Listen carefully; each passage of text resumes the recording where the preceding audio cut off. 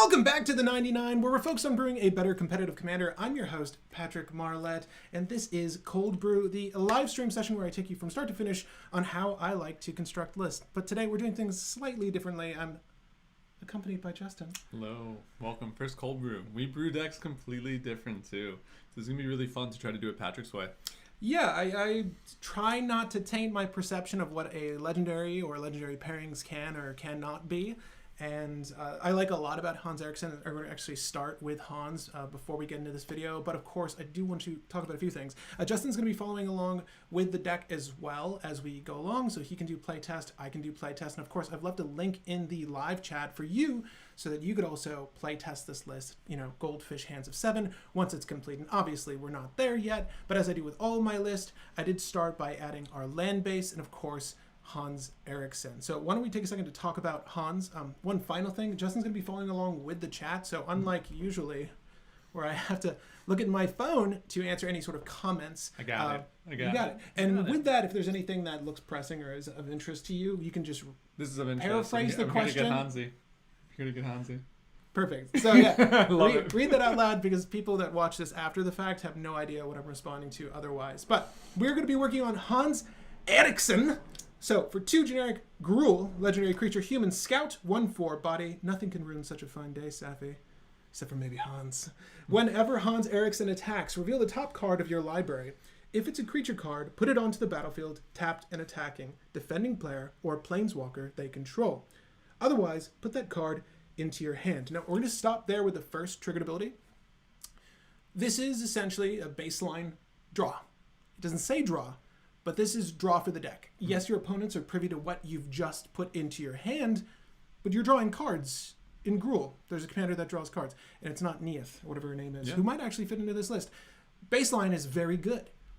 On top of that, you can put creatures into play, tapped and attacking. Now, if you don't know what that means, if a creature has an attack trigger, that won't trigger off this. Because it's placed on the battlefield attacking, you don't get to make that declare attack step. So anything like our Neheb. I think we were talking about Neheb off camera. Whenever he attacks, you can rummage and make mana. Nagila, like if this were to cheat Nagila, not that you could, because it's 5-color, but if you did, it's very important to know this ruling. Then no, right? It's also important to note that when these creatures come into play, when we're looking at future play lines or strategies for Hans, that they don't have haste. They're still summoning sick, despite the fact that they're entering the battlefield tapped and attacking. So when we discuss play lines, we just need to bear that in mind. Lastly, there's a reflexive trigger on this card. When you put a creature card onto the battlefield this way, it fights Hans Eriksson. Now, just because it's just like a delayed trigger, in the same sense, when this trigger is checked for, it happens immediately. That's the only difference between a reflexive trigger and a delayed trigger. So you're going to check for this. If you did put a creature onto the battlefield, well then yeah, you trigger this after you resolve Hans. So should the creature you place onto the battlefield happen to have whenever blah enters the battlefield, you can stack Hans's reflexive trigger with the trigger of the new creature. And this is really important to note. So something like Bane of Progress, which is a 2/2, it destroys every enchantment and artifact. Well, if we play Bane of Progress, which we might, you can stack this such that Hans will fight it as a 2/2, and then Bane becomes a 16/16. And that's the difference between Hans living or not. Yeah.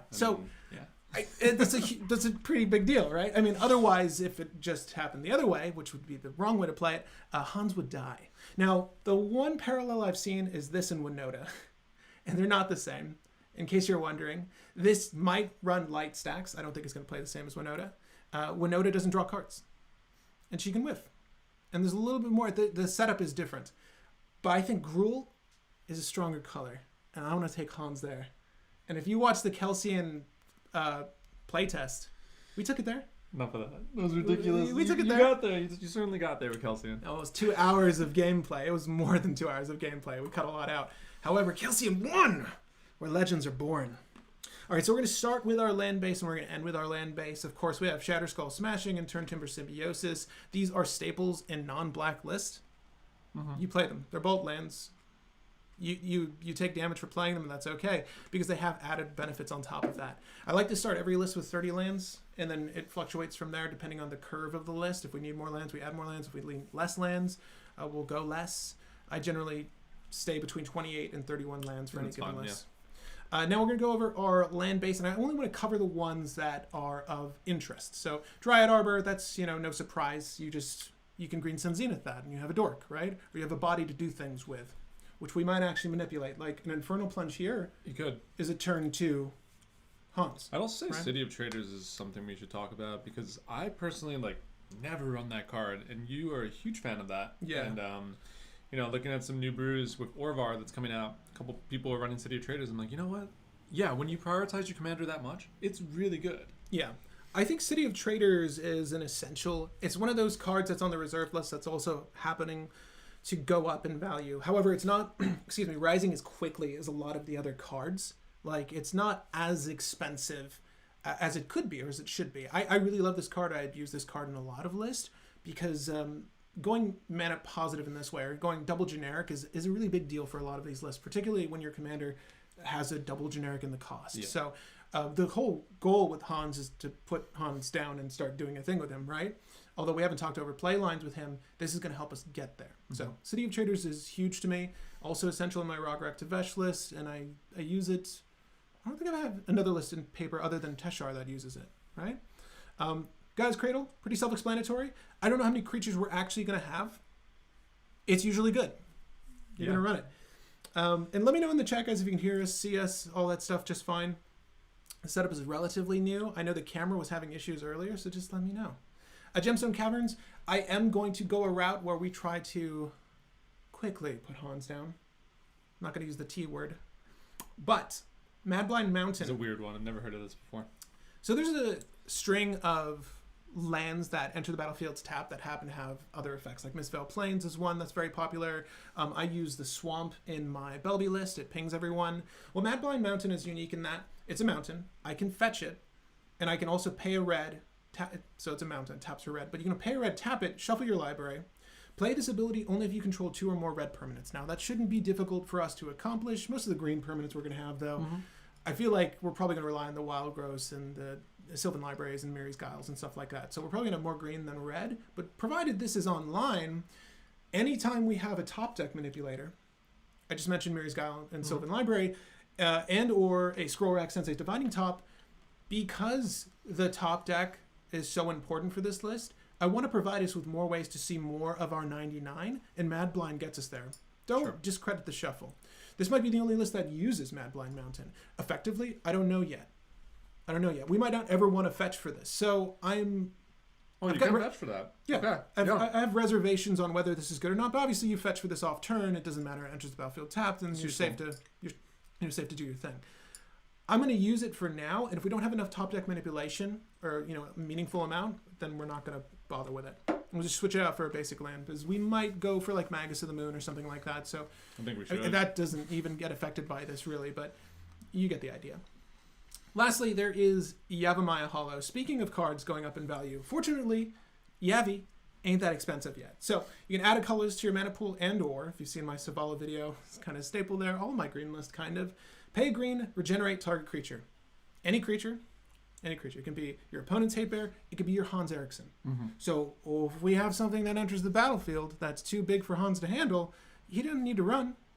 He could just eat it. You take to the face, yeah. He just eats it. And mind you, if you don't know how regenerate works, it just means that instead of going to the graveyard, if they would die, you just remove any sort of damage from them. They're tapped and they remain on the battlefield. Well, Hans is tapped from attacking, so none of that changes.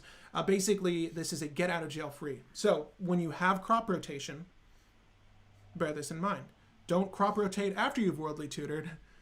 Do crop rotation, then worldly tutor. You get the idea. So that's where we're going to start. We have our land base, we have our commander, and I just want to briefly discuss some of the ideas we've had going into this. So when we're talking about Hans, right, and this is going to be a creature, a Hans-centric deck, right? Yeah. There's a lot of Gruul combos we can go into. You have your Snoop, you have your Kiki, Dualcaster. There's Dualcaster. Wart. We could do Wart. So do we want to primarily focus on like Hans-centric only combos, or do we want to layer also good Gruul combos into this? So my personal philosophy with Hans is that because the creatures enter the battlefield tapped and attacking, and they are not haste enabled. Mind you, we are in the colors of Mass Hysteria, Concordant Crossroads, Need for Speed. Name it, there's a whole slew of haste enabling enchantments and other effects, creatures that just give haste to creatures, right? Goblins that give haste to goblins. Anger, we can just rummage anger and have haste. I'm not interested in adding any more hoops or hurdles for us to jump or, navigate around. That is not of interest to me. To me, Hans' strength, if we're just looking at him baseline, is drawing cards, putting things down, and fighting. So these are the three things we're going to consider when we look at this. Well, drawing cards, we don't need to put too much consideration into. That is worth its weight in gold already. Putting creatures onto the battlefield, that is valuable. Yeah. We can cheat some really big things out. And then there's the fight mechanic. So far as combos are concerned, we might even look into new ways to combo in Gruul with this. Sure, of because course. Hans offers new potential that way. Looking at previous combos, things like Kiki Jiki don't interest me because you're broadcasting that you have Kiki Jiki. Unless you're playing Final Fortune or Warrior's Oath or take an extra turn after this, then yeah, you've got the game in the bag. So if we did Goblin Recruiter and a conspicuous Snoop, and if you don't know how this works, Snoop is allowed to, you can look at the top card of your library, play it if it's a Goblin, and it has all activated abilities of Goblins on top of your library. If I'm not mistaken, it's something like that. But the combo lines with that are conspicuous Snoop, Kiki Jiki, make infinite number of Kiki Jiki, the last conspicuous Snoop, because the copies come into play with haste. This will copy your Goblin Matron or your Goblin Recruiter. Sure. You switch the top of your deck, or there's a black one, Goblin something or other, Bogart Auntie or some bullshit. Anyways, you put the creature on top, and that creature's going to be Mog Fanatic. So all your tapped conspicuous Snoops can sacrifice themselves and deal 1 damage. That's a lot of creatures that seem useless to this list. Definitely. So to me, unless we're playing straight for that. Unless you are, and then it's worth trying to navigate towards that, right? Yeah. But when I brew a list, I look for what is the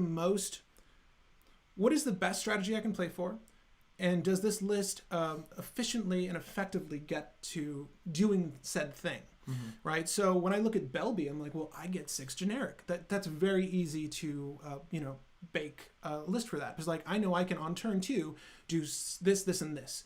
Well, with Hans Eriksson, let's just pretend we get him out on turn 1 or turn 2. What can I do with Hans Eriksson? Right? Oh, of course. I can do this, this, and this. So what is the combo line? Or it doesn't need to be an infinite combo. It could just be a combo that has a great impact on the board. Why would we want to use Hans? And that's why we're doing that.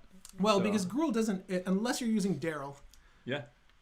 Gruul doesn't have much draw in the command zone. No, just in general, when we're brewing for these commanders, we can bake these other combos in only after we come up with really good ones for Hans himself. The main lines of play. So there's a couple of things that I'm already thinking for Hans Eriksson, and I'm going to go ahead and open up our editor here. But the things I want to research, and I've already illustrated them here, I want to illustrate things that navigate or work around the fight mechanic. So creatures, whenever they take damage, do I get to do a thing? That could be the enrage keyword. That could be just a creature that has an effect that benefits from getting hit, right? Also, I want to look at creatures that whenever they enter the battlefield or whenever they do combat damage, because Hans is enabling both of those two things, right? But the first card I want to look at, and one that does have very good combo potential for the list, I'm just going to search it by its name. Call me by my name. It's a really weird card. This might be the only list you play this card in. And correct me if I'm wrong. Vigor is extremely, extremely good in Hans. And it also works with +1/+1 manipulation, +1 counter manipulation. And we can talk about some combos for this in a second. But Vigor, for 3 generic, triple green, creature elemental incarnation. Elemental is a good keyword to remember. When we get into our tutor suite, you'll see why. It's a 6/6 body with trample. If damage would be dealt to another creature you control, prevent that damage. We just fixed the Hans problem. Yeah, Hans he doesn't die anymore. Yeah. Oh, but Vigor can still die, but that's okay. He gets shuffled into your library, right? So we can get him back. Cool. Put a 1/1 counter on that creature for each 1 damage prevented this way. So if you're doing the math, when Hans goes for the swing, Vigor enters the battlefield. There's a fight trigger. Because the creatures deal damage at the same time, Hans is going to do 1 to Vigor. Vigor's going to do 6 to Hans. Oh, but when Vigor does 6 to Hans, he gets 6 +1/+1 counters instead. So Hans has already applied his damage of 1. Vigor's safe. But before you ever go to declare blockers, your opponents that is, Hans becomes a 7/10? It's ridiculous. A 7/10? And mind you, if damage would be dealt to him, none of it was applied. So his 10 defense is solid. Like, someone needs to do 10 or more to kill Hans at this point. Mind you, he doesn't have any evasion. He's not flying. He doesn't have trample. But that's okay. I'm thinking that we're going to find someone to swing into. This is a big deal. And it enables +1/+1 counter manipulation. So talk about that this for a little bit. This is interesting because when we were talking about just like Hans in general, it's like you want to keep this guy around, right? He's going to give you continued value. So we had like, I was like, oh, Darksteel plate, different things that make him indestructible, different things to protect him. But at the end of the day, like, green is very good at tutoring things to the top of your deck, and Hans is very good at cheating things out from the top of your deck. And if you tutor Vigor to your top of your deck, that's like you tutored up this Magebane armor or whatever to protect him. And on top of that, now we have this whole another layer of +1/+1 counters, which, we could play with. The most important part, and I see a lot of what I put up this stream, and I should actually state, I didn't state off the beginning of this, but this is the month of February. Every February I'm likely to do this, but this was a Patreon suggested list, and a lot of folks have sent their list out or sent their ideas out to me, and I'm seeing a lot of Magebane's armor. I'm seeing a lot of things that are costly. I cheat creatures into play. Vigor costs me nothing to play, and it does the same thing as Magebane armor. So this is obviously a better choice, and this is, to me, this is dead draw. I don't really want Magebane armor in my list, and provided Hans dies or gets bounced or is removed for any other reason, then prevent the non-combat damage is irrelevant. Coupled with the fact that you're making Hans a 3/8, which is fine, but that means he'll kill more things too. So if your combo or your creatures don't have a reliably high defense, we mentioned Ward off the bat, Ward dies to Magebane. So I would rather just prevent the damage without any other caveats, any pluses or positives, and I'm good. And mind you, with Vigor, again, I've added him already because I want him, Hans becomes a 7/10, but nothing else takes damage. Yeah. As a matter of fact, they just get bigger. They all collectively get bigger. So whatever other creatures we cheat out after Vigor get huge. So we're going to look for ways to protect our creatures after the fact, and obviously find more ways to prevent damage that aren't Magebane armor. And Hans just use the boots. Lightning Greaves and the boots of Striding, boots of Strider's boots. I always forget the fucking name of the boots. The other boots that cost 1 to equip. They're the same thing. You can use the boots. I don't think we're ever going to target Hans for any reason. I also think that cards like Veilstone Amulet are going to be good. But as I do with every list, I want to start by searching up key terms that are relevant for Hans. So the first thing I want to look up is fight. I think that is going to be a relatively narrow field. Anything that benefits us off of a fight. So you're following me now. You should be seeing this on screen. I'm literally just going to type in fight with Commander in Gruul. Also, just thinking about this, if Vigor is not always our primary target to get into play, It will be. If it's not, these boots are also very good. Yeah. Just to throw on something like Hans. We'll see. I mean, it's something to keep in mind. Yeah, I mean, if you more protection, always. You're going to use the boots, obviously, because as soon as you put the boots on, you're drawing with Hans. I say draw. You get what I'm saying? Yes, so obviously we want any sort of haste enabler that also offers protection, and we can look into the Shroud, Hexproof, haste enablers. The only ones we're going to use are the 2 boots. We're going to use Lightning Greaves, and we're going to use the other boots. But let's go ahead and look at these fight cards. This has actually been a rotted 2 fight. I don't think we're going to use Arena in here because paying 3, tapping this, and is not good. So those creatures fight each other. We're looking for ways to benefit off the fight because we have a commander that fights. I don't think we're going to find too much down this line of search. However, I do want to give it a look. That's all. And if you know of any good combinations, I think I mentioned Neath off the bat, anything that works well in tandem with fight, let us know. I'm obsessed with Domri and Arc of Bolas. You love Domri. It's so good. So what's cool is that Domri initializes fights as well. So if we do go for that enrage package, if we're cheating things out that whenever it deals damage to something or someone, something occurs, a Domri just triggers that. Also, it makes your creature cast uncounterable. It's ramp for the list. And bigger. Your stuff gets bigger. Yeah. So it's good for fight. It's quite good. I don't know if it's for this list, but it's quite good. We'll see where this list lands ultimately. But I think the only card that's really going to benefit off the fight really is Neath because she does give the draw.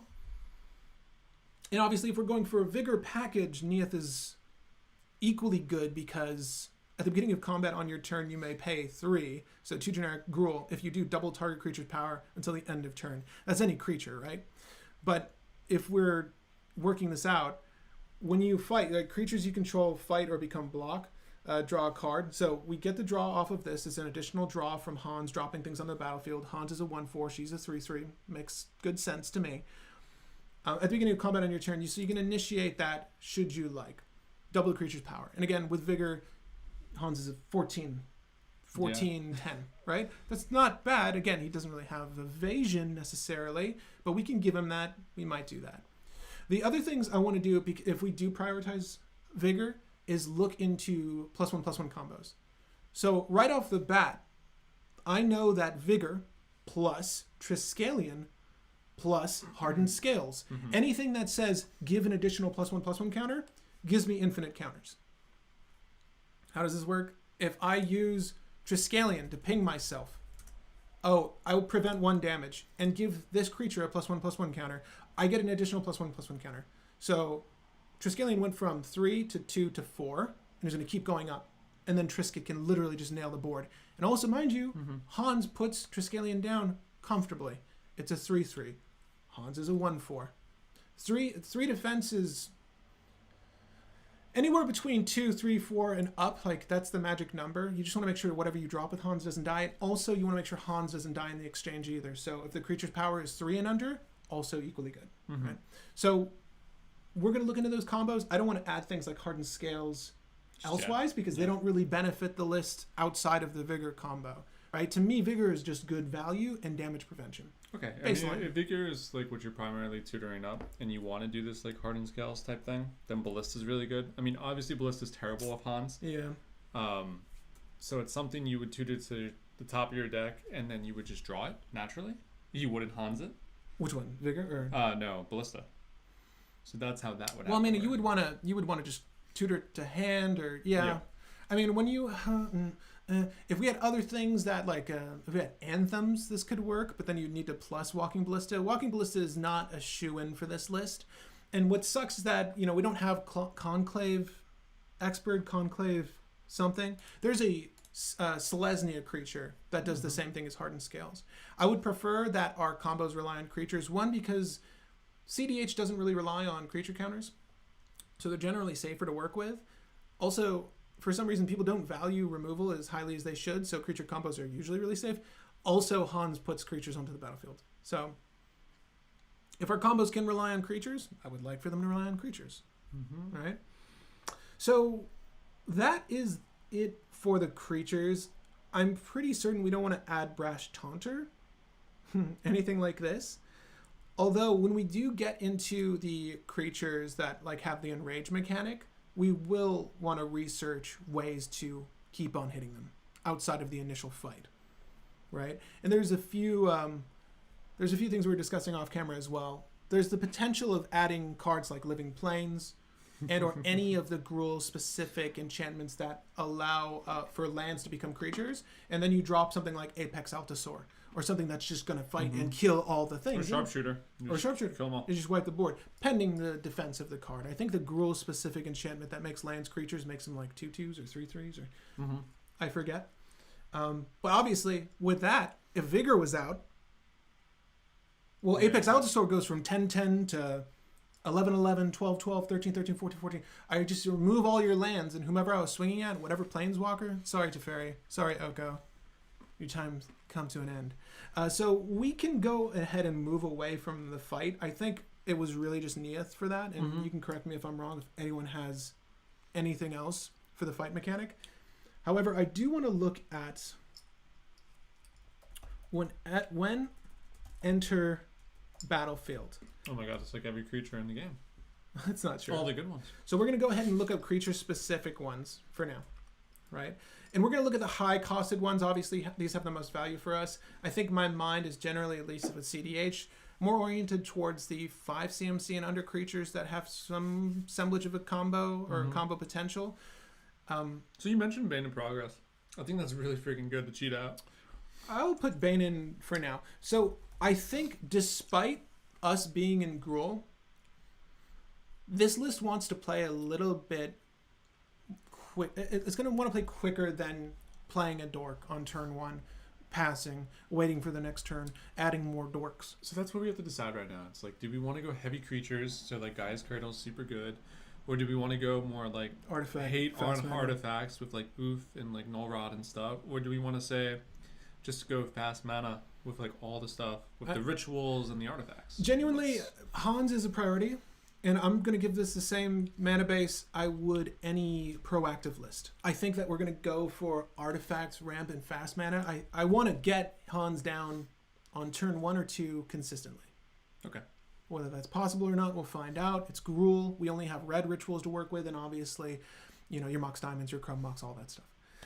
So we're going to see about adding that first and seeing how it performs, because in my mind, we want to save our creature tutors for the valuable plays.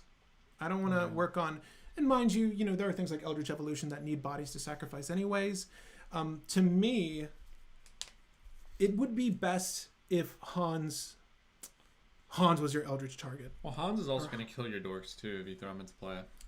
Via Hans, yeah. Right? Yeah. So, to me, it's a little counterproductive. I think that we're probably going to avoid using dorks. Okay. All of them. This way, we cut that kind of chaff from our list and we can pack it with interaction. We can be a little bit more reactive. All we're trying to do is put Hans down. Once we get Hans down, we'll work on protecting him and dropping bombs, right? Whatever those bombs might be. So we can take a look at some of them now. So with what I have up, we have Apex Allosaur. I've already mentioned this. I do think this is smart for the list, provided Vigor is out. So for 7 generic, double green, creature, dinosaur, whenever Apex Allosaur enters the battlefield, fight up to 1 target creature you don't control. This basically wipes the board clean of any, at least in cEDH. I mean, the biggest thing you might find is bunch of Chroms. Crom. I mean, that's really... You could kill 2 Chroms with this and still live. I mean, it's not a choice, so it's not a may. The Apex Allosaur is going to continue fighting, right? So whenever it enters the battlefield, it fights up to 1 target creature you don't control. What's beautiful about this, though, with Neith, if we have Neith down, is it's going to continually fight and continually draw. So you can actually make a lot of draw off of this. The typical cEDH board, I mean, you're going to see maybe a Dockside, a Thassus, too late then, a Dark Confidant, maybe a couple dorks depending on the list. So you're going to get the kills in, and then if it's a blue farm list, you're going to see Timna dead. Timnas. It's good. It's kind of like your Day of Judgment. I'd add Apex Allosaur. I just want to get the big dumb creatures out of the way first, right? And once we get this out of the way, we can sort of navigate which ones we want to keep after the fact, all right? There's actually a couple of creatures I want to look at. I'm not going to look at Craterhoof. Don't really give a shit about that. Don't really care about That's like a dork deck. And which we're not interested in. I wish Sundering Titan was legal. All the fun cards are removed. And we're going to look for some cards that have evasion here as well. That's important. When enters the battlefield, and also when deals damage, when deals combat damage, we're also going to research. Those are going to be important for the list as well. I've done a little bit of the homework here. I know which creatures I like, but I do want to take a second to look at all of them if we can.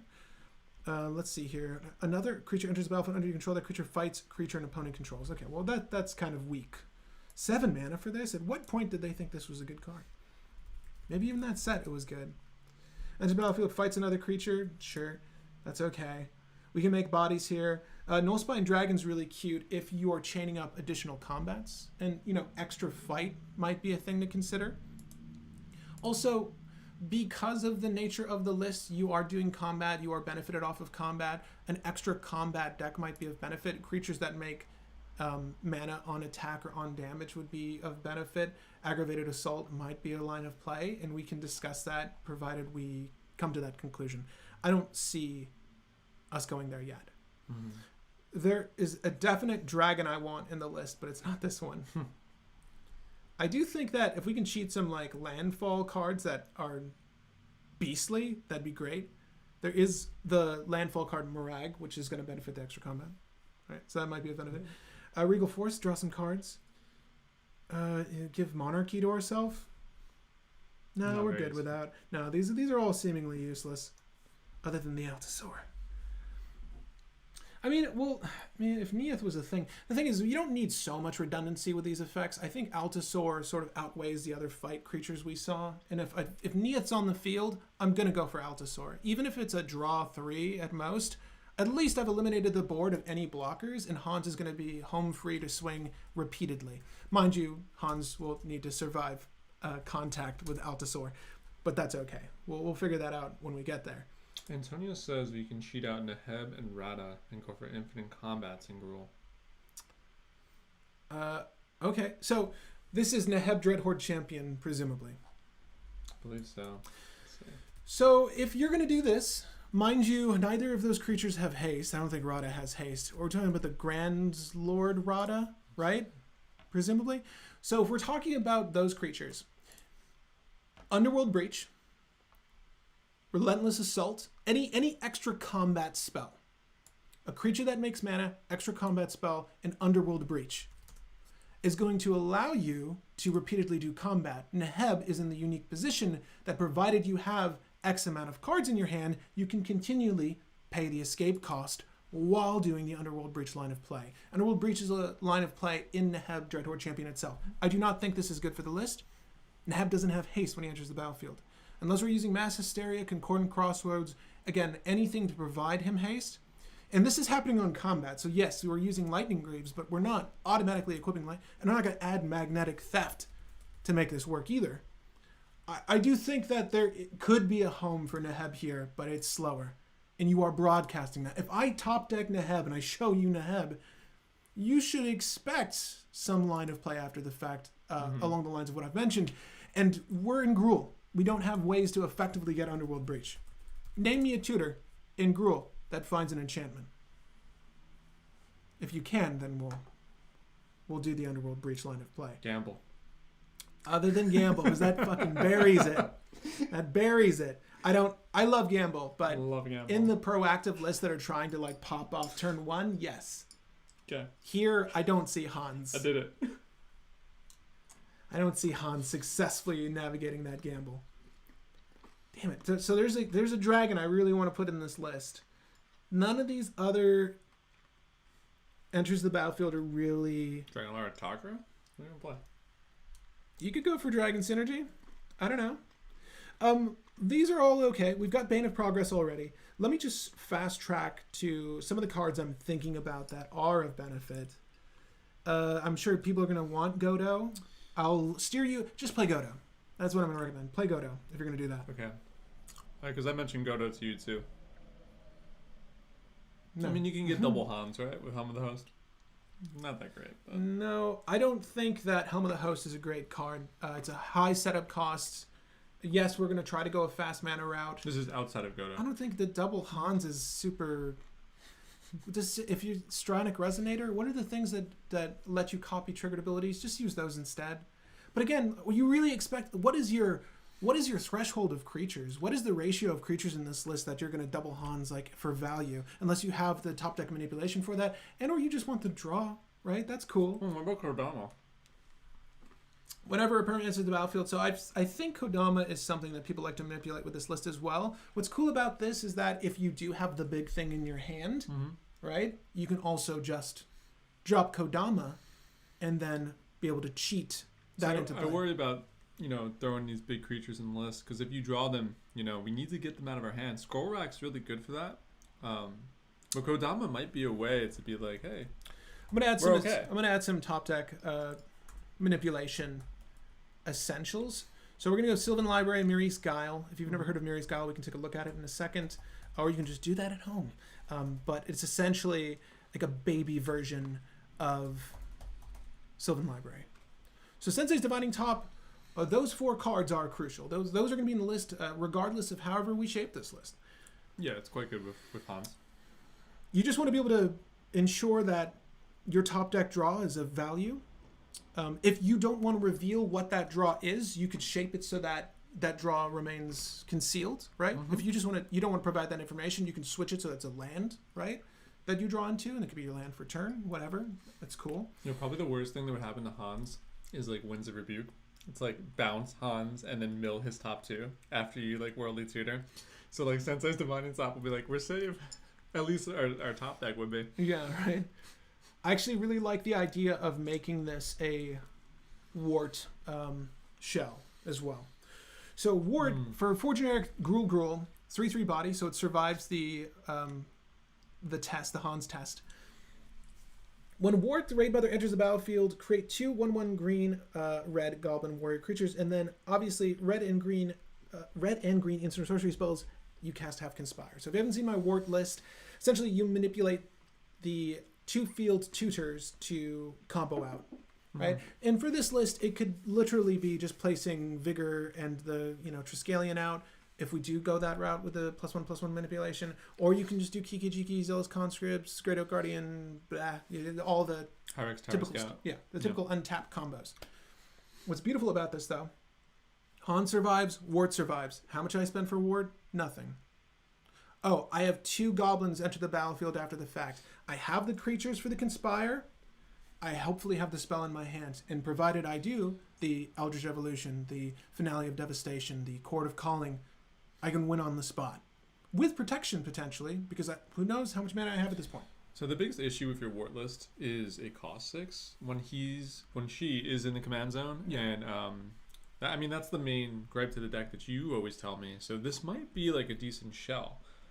I honestly think that wart, strictly for value, giving your spells conspire is huge. I think copy in general in Magic is highly undervalued. Highly undervalued. And conspire is one of the best ways to get it, but it came from such a Shadowmoor. It came from such an odd set. You don't see conspire anymore. She is the best conspire enabler in the game. And if I can play around her, I will. This is killing me. I cannot find the dragon I was looking for. Okay, so what we're going to do... Oh, it's combat damage. That's why. Okay, I'm going to add wart for now. Let's just see if wart becomes part of the strategy. So you really don't think Godo is even worth playing towards at all? No. Okay. I'll get my lightning greaves. That's what I want. There's no reason. Remember off the bat we talked about Godo? Did someone mention Godo in the chat? When Godo attacks, you don't do shit. He enters the battlefield attacking. I'm not getting an extra combat. I put Godo down. Hey guys, it's Godo. I get Helm of the Host. Pass the turn.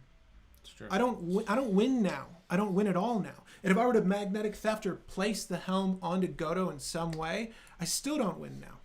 So shell lists are tricky. I've never actually made one work. And when we mean shell lists, it's like playing for a specific strategy and commander that you typically have as the Helm of the 99 inside the list instead. So whenever you're creating a shell list, it's like you want to ask the question, 1 card combos, well, technically 2, but can this work in this shell? Yeah. Because Godo's really good. I think that wart is better. And here's why I'll argue this. If I were to draw Helm of the Host, that's 4 to cast, 5 more to set up for what? An additional draw off of Hans? Damn, there's so much other shit I could have played. Tome of Legends, I get to draw anyways. I don't even need Hans, and I'm starting to draw. Wart, on the other hand, as soon as she enters the battlefield, it's a 1-card combo with any 2-field tutor. Again, provided you have 2-card creature combos in the list, you win. And that could just be, if we went dual caster, that could just be me getting my Dockside Extortionist and an Eternal Witness. That might sound confusing. If I have Twin Flame in my graveyard, I can grab my Twin Flame with Eternal Witness. I made 7 treasures off Dockside. I'm going to go ahead and make infinite Docksides for infinite mana. I'll use Eternal Witness to grab anything from my graveyard at this point for a win. You might want to incorporate for some of these lines of play the additional turn, like the Final Fortune. This might be a list that can steal the game. I don't know that it functions that way yet. Are you updating this as we go? Yes, if you guys want to see where the deck is at now, there hasn't been much here. But I'll go ahead and save and continue now. Okay. So Godo, I'm going to argue against. I don't think it's good for the list. I don't think it's smart for the list. I would not want to pull into Godo. Again, it's not like a commander makes a shit ton of mana. If it did, then yeah, Godo's really cool. That's a good shell list because I have the creature tutors in green, I've got the red for the rituals, and then my commander seemingly does something that benefits Godo. It doesn't. Sure. The best thing about Hans for wart is that it cheats the 6 cost. And I have all my mana, all my rocks, all the shit available to go. The combos you want to rely on are going to happen after combat, though. Right? Unless you have the additional combats or the extra turns. Okay. Better things. Better things, my friends. Now we're going to look at when damage... We'll do combat damage here. So I'm just trying to find the creatures we want, the influx of creatures. And again, it doesn't need to be a high count. Oh, they mentioned Kogla too, because I brought this up because it could protect your Hans. Hans is a human. I just love humans and Kogla. So yes, Kogla will combo with Eternal Witness. She's a human. She's not an elf, despite her wilderness appearance. Yeah. There are combos for Kogla in the list. I love Kogla. You do not get the attack trigger on him. You will at future turns. You do happen to get the ETB. Still really good. Yeah, it's we have to keep reminding ourselves that we don't get the attack trigger. It sucks. It's entering. It's still good. It's still good. It's still good. It's still good. No, it's still good. I like it. I love Kogla, mind you. I'm such an advocate for Kogla. I don't know it's for this list, but we can talk about it, obviously. Yeah. Something like, okay. This is where things get interesting. Because anything with trample or flying we look at is going to get the combat damage in, right? So let's consider. Borgios, the Enraged. This is one I've seen in a lot of lists that people tell me about. Definitely not how you pronounce it. It's like Borgimos. Pronounce it in the comment section down below. I won't be able to pronounce it. I know. Whenever deals combat damage to a player, reveal the top 3 cards of your library. What the fuck? Put all land cards revealed this way into your hand. And the rest in the graveyard. Discard a land card. BB, the Enrage, deals 3 damage to target creature or player. I'm okay with that. Liege of the Tangle, this is okay. You can put things on things and make them elemental creatures. Just okay. Put that many 1/1 green insect creatures onto the... That's kind of cool, right? If we just want to build a massive board state, and bearing in mind, if Vigor is such a priority in my mind, just to keep Hans alive, I want something that's just going to deck the field. What am I going to hit with that's going to do shit done? So this is my mind of preemptively thinking Vigor into what gets me what outcome? Borborygmus. Well, we're not going to be playing. There's no U there. It's Moss. Not Moss. Muss. Whatever. Yeah. There's the OG, I assume. Dragon Mage. Do we want to wheel people, fuel their breaches? I don't know. That's kind of cool. It's flying. It's 5/5. I just did 5 damage to you. I'm drawing 7 cards. It's tough. Now, my philosophy on wheels is probably the same as yours. I do not like giving my opponents value, ever. I need to be coming out ahead on these damn wheels. And with Hull Breachers and Notion Thieves and Narsets and Turbo Lists, I don't think so. It's turn 1 or 2. Do I do it turn 1 before anyone's playing? I gotta do turn 1 to love it. Then it's like, what did you get? Another hand of 7. Or, they might have mulled to 5 or 4. But typically when someone mulls, they're trying to find a particular hand. So if you do it on turn 1 or 2, it's great. I don't like wheels elsewise. If I wheel, you can potentially go Dragon Mage. Look, if we turn 1 Hans and we top deck Dragon Mage, like a turn 2 Dragon Mage is still good. But I'm not going to aim for this every turn unless I'm working on an Underworld Breach line myself. Do we want to play Breach in this list, by the way? I'm not against it. I'm not against it. Because it's just good value. It's good value. I think it's tough to look at Breach as value, in my mind. I don't play Breach in any list for value. I can understand people seeing it that way. Yeah. Because when a game goes on, you're going to have X amount of cards in your graveyard anyways. But Breach for value seldom pays off. It's usually a dead card unless you're manipulating your list in such a way that it acts as a win. Because it is the great enabler right now in cEDH. I mean, outside of Ad Nauseam and Peer into the Abyss, you don't lose games. Your lose rate is so low when you cast those cards. Your lose rate with Underworld Breach, though, your lose rate is actually kind of high. Like if you don't have the influx of counters, if you don't have the influx of cards in your grave, you might only be able to get the counter out of your grave to stop the one thing, and oops, no more escape cards. That's why we got Dragon Mage. Fill that grave. That's why we got Dragon Mage. So maybe you're right. This is cute, right? Whenever it deals combat damage to a player, create a token that's a copy of Giant Ataphage. Well, damn. Bunch of 7/7 tramplers. That's really cool. This is what I want. Baby, this is what I want. What is this? I've never seen this card. Yeah. Neither has the world of cEDH until now. Hellkite Tyrant. 4 generic. Double red. Creature. Dragon. 6/5. Flying. Trample. Oh, all sorts of... You got a flyer? Smack it. I'm going to do combat damage no matter what the hell you do. Crom, good luck.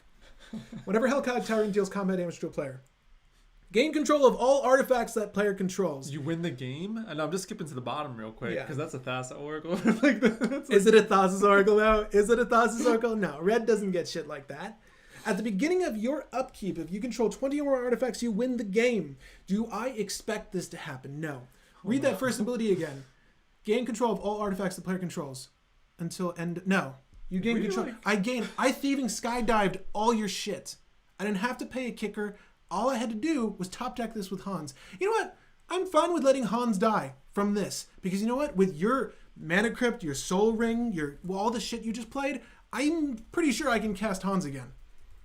Do I really aim for the triggered ability? Yeah. If you let me do that, you deserve to lose. Don't let me do that. Don't let you. Hellkite Tyrant. All right, so we're either like blowing up the field with Bane of Progress, or we're stealing the field with. Really depends. It's yeah. Really depends. What's cool about this, if you play it as a reactionary list, you can see who is being assessed as the biggest threat. If they're getting punished, if they aren't getting punished. You're provided an assortment of outlets with Bane, with Hellkite Tyrant, to either better your field or decimate the field. There's a lot of utility here. I think Hans is overlooked in this sense because your ability, if we have the top deck manipulation or the tutors available to us and we're able to do the thing reliably, we have a lot of control over what the board looks like. So we definitely need to add all these top deck tutors right now. Yes. Just so you have them in. I want to get the rest of our creatures out of the way. I think that we're almost at that influx. We have Vigor, we have Wart, we have Hellkite Tyrant, we have Bane of Progress, we have Nalia. Neath, and then we have the Neath. Altasaur, right? That's 6 or 5. So far. Those seem really good. Whenever a creature you control deals combat damage to a player, add green to your mana pool. This is really cool for if we're going for a mana-reliant build. So Sakiko, we have the dragon that does it, which is flying, which is arguably better. I want to go ahead and add some other draw components in a second. We're actually going to add Toski to the list. Speaking Toski. of, I'll run Frostfang. the only deck that Toski is better than Orin Frostfang is this list. Orin Frostfang mixes attacking creatures have death touch. Yeah. They're tapped and attacking. Orin Frostfang has death touch. Orin Frostfang kills Hans. Toski, 1/1 indestructible squirrel. You draw if I hit something. That's actually good here. And better than Frostfang in regards to the fact that Hans doesn't die after the fact. So I'm going to add Toski now. Pretty sure Toski is a must include. I don't know if we need that much draw, but the more draw, the better. If you've ever played or tested my Rograk and Tevesh list, the more draw, the better. If I can have 7 cards at the end of each turn. So wait, you want Tome of Legends in here? Is that what you're saying? What does that I don't know? Yeah, he does. He loves that card. It's actually, I think we played a game recently, and it drew like 7 cards. I'm like, who are we playing with? What is this crap? I think it was your. Oh, it was the Kelsey video. It was your Kelsey. I'm like, are you kidding me? And they tried to destroy it twice and failed. It was so it was really good. I think it arguably won me the game because it pulled into all the solutions I needed. It costs 1 to activate. If you don't have a commander that's drawing for you, then yeah, it's good, right? But he does draw, so that's why these additional draw engines may be too much of a redundancy. Like if you've seen my Tiny Bone build, there's never enough redundancy for draw. You know this. I don't add draw at all. If I can reliably draw inconsistently, then like Rograk and Tevesh, I add Village Rights for the combo turns, but Rograk and Tevesh, I'm drawing so much that I don't need additional draw. Okay. You know, it depends. It depends on the list. And that might sound crazy to some of you. You're really making Hans work hard. Put him through his paces. I like the Heb. I agree with you guys. Like the Rummage is actually valuable. Again, if we do a Breach line, the Zombie Minotaur Warrior might be worth it. Okay, my Adversary? No. Stop. Get out of here. I do want to take a second to add our essentials now. I think we're at that point where I've seen the creatures that may be of value. This is Toski, in case you guys don't know. Whenever a creature deals combat damage to a player, draw a card. Obviously, we're trying to dump creatures. Here's an interesting idea. Like, just because we're seeing a lot more Tevesh. Like, is Questing Beast ever like a, hey, that might be decent? Because it just kills planeswalkers. Because right? it hits players, but it also hits their planeswalkers too. Just a thought. My Could be trash my in qualm here. with the beast is that I love questing beast. By the way, this is just keyword soup. One of those keywords is death touch. So Yeah. Goodbye, Hans. so mind you. We also need to look at our regenerate bigger. suite. We need to look at our protection suite. So there might be consistent, reliable ways to just make him stick. Questing beast isn't bad. I think alternatively, you should be looking at your flyers to do the job for you, because Hans allows your creatures to attack the defending player or planeswalkers they control. So if I have a flyer, I'll Flyers are go strictly done. Better, Yeah. strictly better in this. Unless we're fighting 3 different Teveshes at once, which might be a thing. Here's the thing. I foresee, it hasn't happened yet, but there will be an influx of Tevesh list, either stacks list, either proactive list. It's just such good draw, and people don't have the answers outside of their bounce. And usually the bounce is saved for like the hate bear that's stopping you. You don't want to think about this person's draw engine, right? It's very rare. Tevesh is probably the best commander in a long time. The best partner from that set, Commander Legends, and one of the best commanders in a long time. Better than Rog. It's overlooked. A Rog and him, it's like a match made in heaven. I pay 2 to draw 3, pay 4 to draw 3. I'll harmonize in Rakdos. So let's go ahead and add all of our top deck tutors. Now, the ones I can think of off the bat are Sylvan Tutor. I can think of Worldly Tutor. I can also think of Flamekin Harbinger. So we're going to actually just search these. But Flamekin Harbinger hits, if I'm not mistaken, 2 of our creatures. I know Vigor is an elemental. And we might look into other elementals of benefit. Now, mind you, Bane in Progress is an elemental. Yeah, there you go. 2. Search library. That's all we're going to do. I've added the 3 that come to mind immediately. But anything else is just icing on the cake. Obviously, we're going to also rely on like the Green Sun, the Finale of Devastation. But we want to cheat the thing. So it's better that we're able to just put it on top of our deck. So we're going to obviously skip through the fetch lands. We've already gotten those covered. I don't think I added crop rotation, and we're gonna just go through our tutor suite now, right?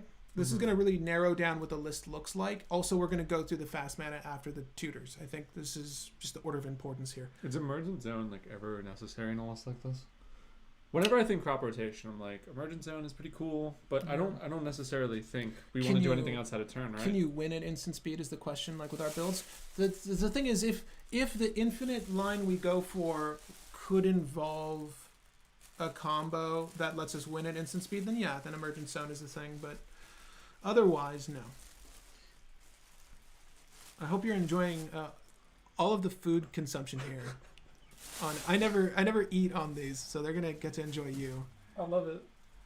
So Flamekin Harbinger again, it just tutors elementals to the top of your library, right? So that's easy. Gamble, yeah, we're gonna add. Yeah, Flamekin's quite good here. Gamble's weird. Gamble's fine. I feel like Gamble's gonna. What does Gamble go for? Like Mana Crypt in this list, Jeweled Lotus, right? Green Sun Zenith. It's just a top deck tutor. It's fine. It really depends on just a good card. Gamble is probably gonna just push for the early Hans, right? Search library for lands. We're not gonna care about the lands. Sylvan library. We got Treefolk Harbinger is along the same veins as Flamekin Harbinger, but there aren't any good Treefolks for this. If we're gonna go the Great Oak Guardian route, then yes, right? Let's go ahead and just pan over these. Once we get to 3 CMC, I think anything over that is probably not going to be of value. Fauna Shaman's real sweet. We don't need it. I'll just add Finale of Devastation for now. Finale. What's that weird top deck tutor you were talking about with that bird? The bird in the apple. Oh, it's Natural selection? Yeah, it's not Eldritch Evolution. I'm sorry. So it's not a top deck tutor necessarily. It works on any player, but you can manipulate the top 3 cards of your library. It's overly costed. It's reserve list, and it's something that blue does commonly, but no other color gets. Right? Typical. But yeah, it's basically you just look at the top 3 cards of target player's library. You can organize them or shuffle the library at that point. We've done Natural Order. Sylvan Tutor, yeah, that's great. And you hate that card. Sylvan Tutor, I do hate Sylvan Tutor because it's really good in pretty here, though. useless That's what we want. outside of this. Hey, look, I got 2 copies. If I can use one of them, Yeah. I'll consider this deck a win. This is actually something I would really love to put in paper. Mm-hmm. So I'm so happy for your contribution with the apple eating. What about Summoner's Pack? Is there anything we want to bring to hand, or are we always trying to cheat things? Unless it's like a Allosaurus Shepherd, like how are we relying on Wart to do the thing? If the answer is yes, then yes, because if we can conspire the Eldritch Evolution, killing Hans, to do the 2-creature combo, then yeah, then doing Summoner's Pack for Allosaurus Shepherd says you can't counter this. You need to kill that, then you can then you can react with me. Otherwise, Summoner's Pack, unless you're doing the thing afterwards, that's why we're don't use the playing the Shepherd. It would be to protect the finale, the Eldritch. Yeah, we're not playing it yet. We could though. Yeah. And the other thing is, do we want to use the Nature's Lore? Do we want to cheat the creatures out? Maybe. Speaking of creatures to cheat out, like I almost feel like we should always just include Dockside. I think Survival of the Fittest and Fauna Shaman are like, yeah, Dockside's fine. Dockside's fine. It's just a good card. These are sort of essentials in my world so far as these colors are concerned. Dockside Extortionist, Eternal Witness. Eternal Witness is great. If you don't run it, run it.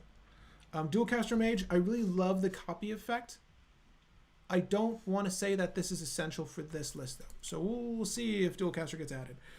Survival of the Fittest, I'm going to skip for now. There's no reason I want to put creatures in my hand like that. I want them on the field or the top of my library. Okay. Right? Also, if we can look up other forms of top deck manipulation, that is the next step after this and the fast mana. What about Cloudstone Curio? Just, I know I mentioned this off stream too, but it's you just can another read it, way. You can read it off for them. Yeah, it's just a 3 artifact. Whenever a non-artifact permanent comes into play under your control, mainly creatures is what we're gonna do. You may return another permanent of the same type, right? So creature for creature, just boom, boom, boom. So my thing here is, what do we do with?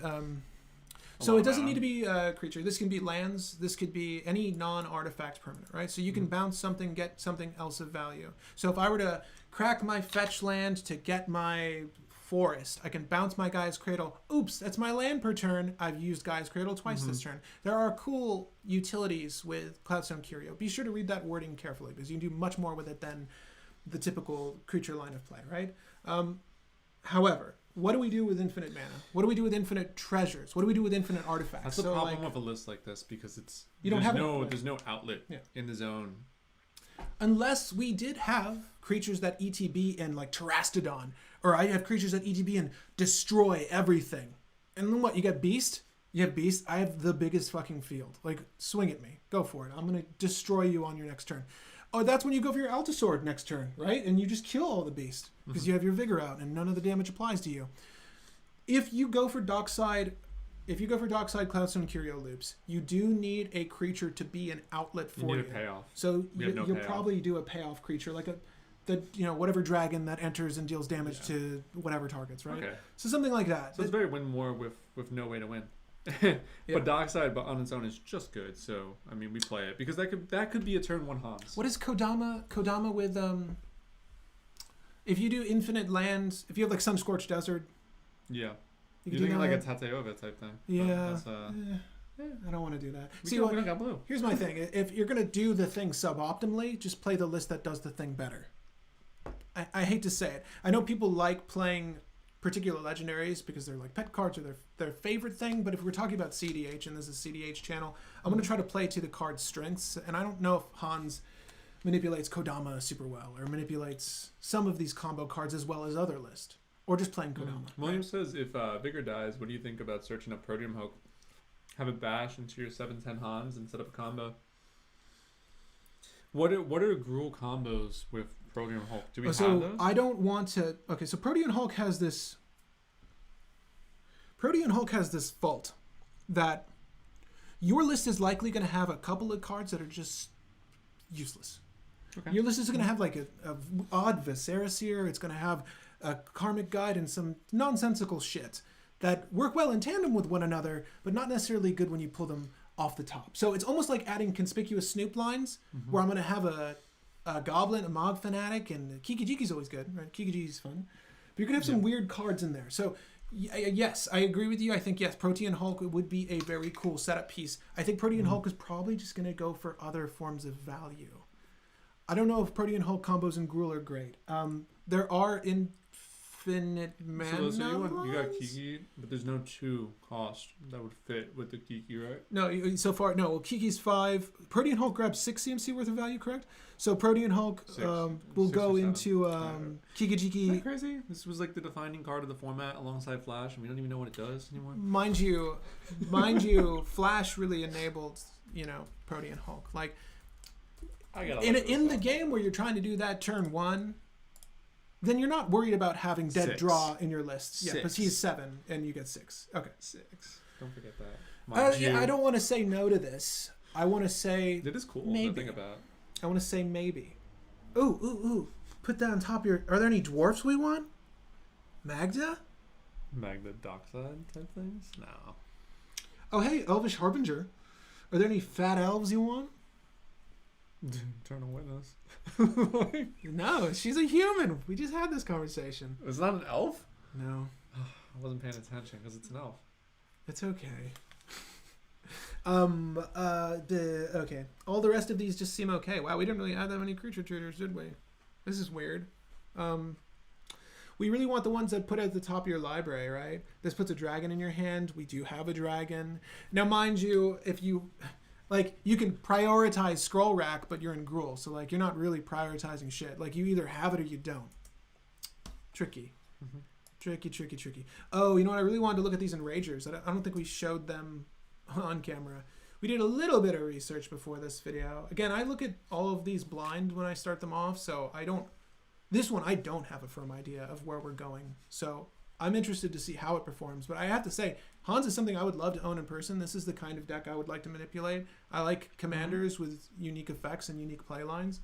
So I think that's it for the top deck tutors. Like, again, Defense of the Heart would be fine if we go for the 2-card combo. It's not in the list right now, whatever that combo might be. So let's just go ahead and add our fast mana suite.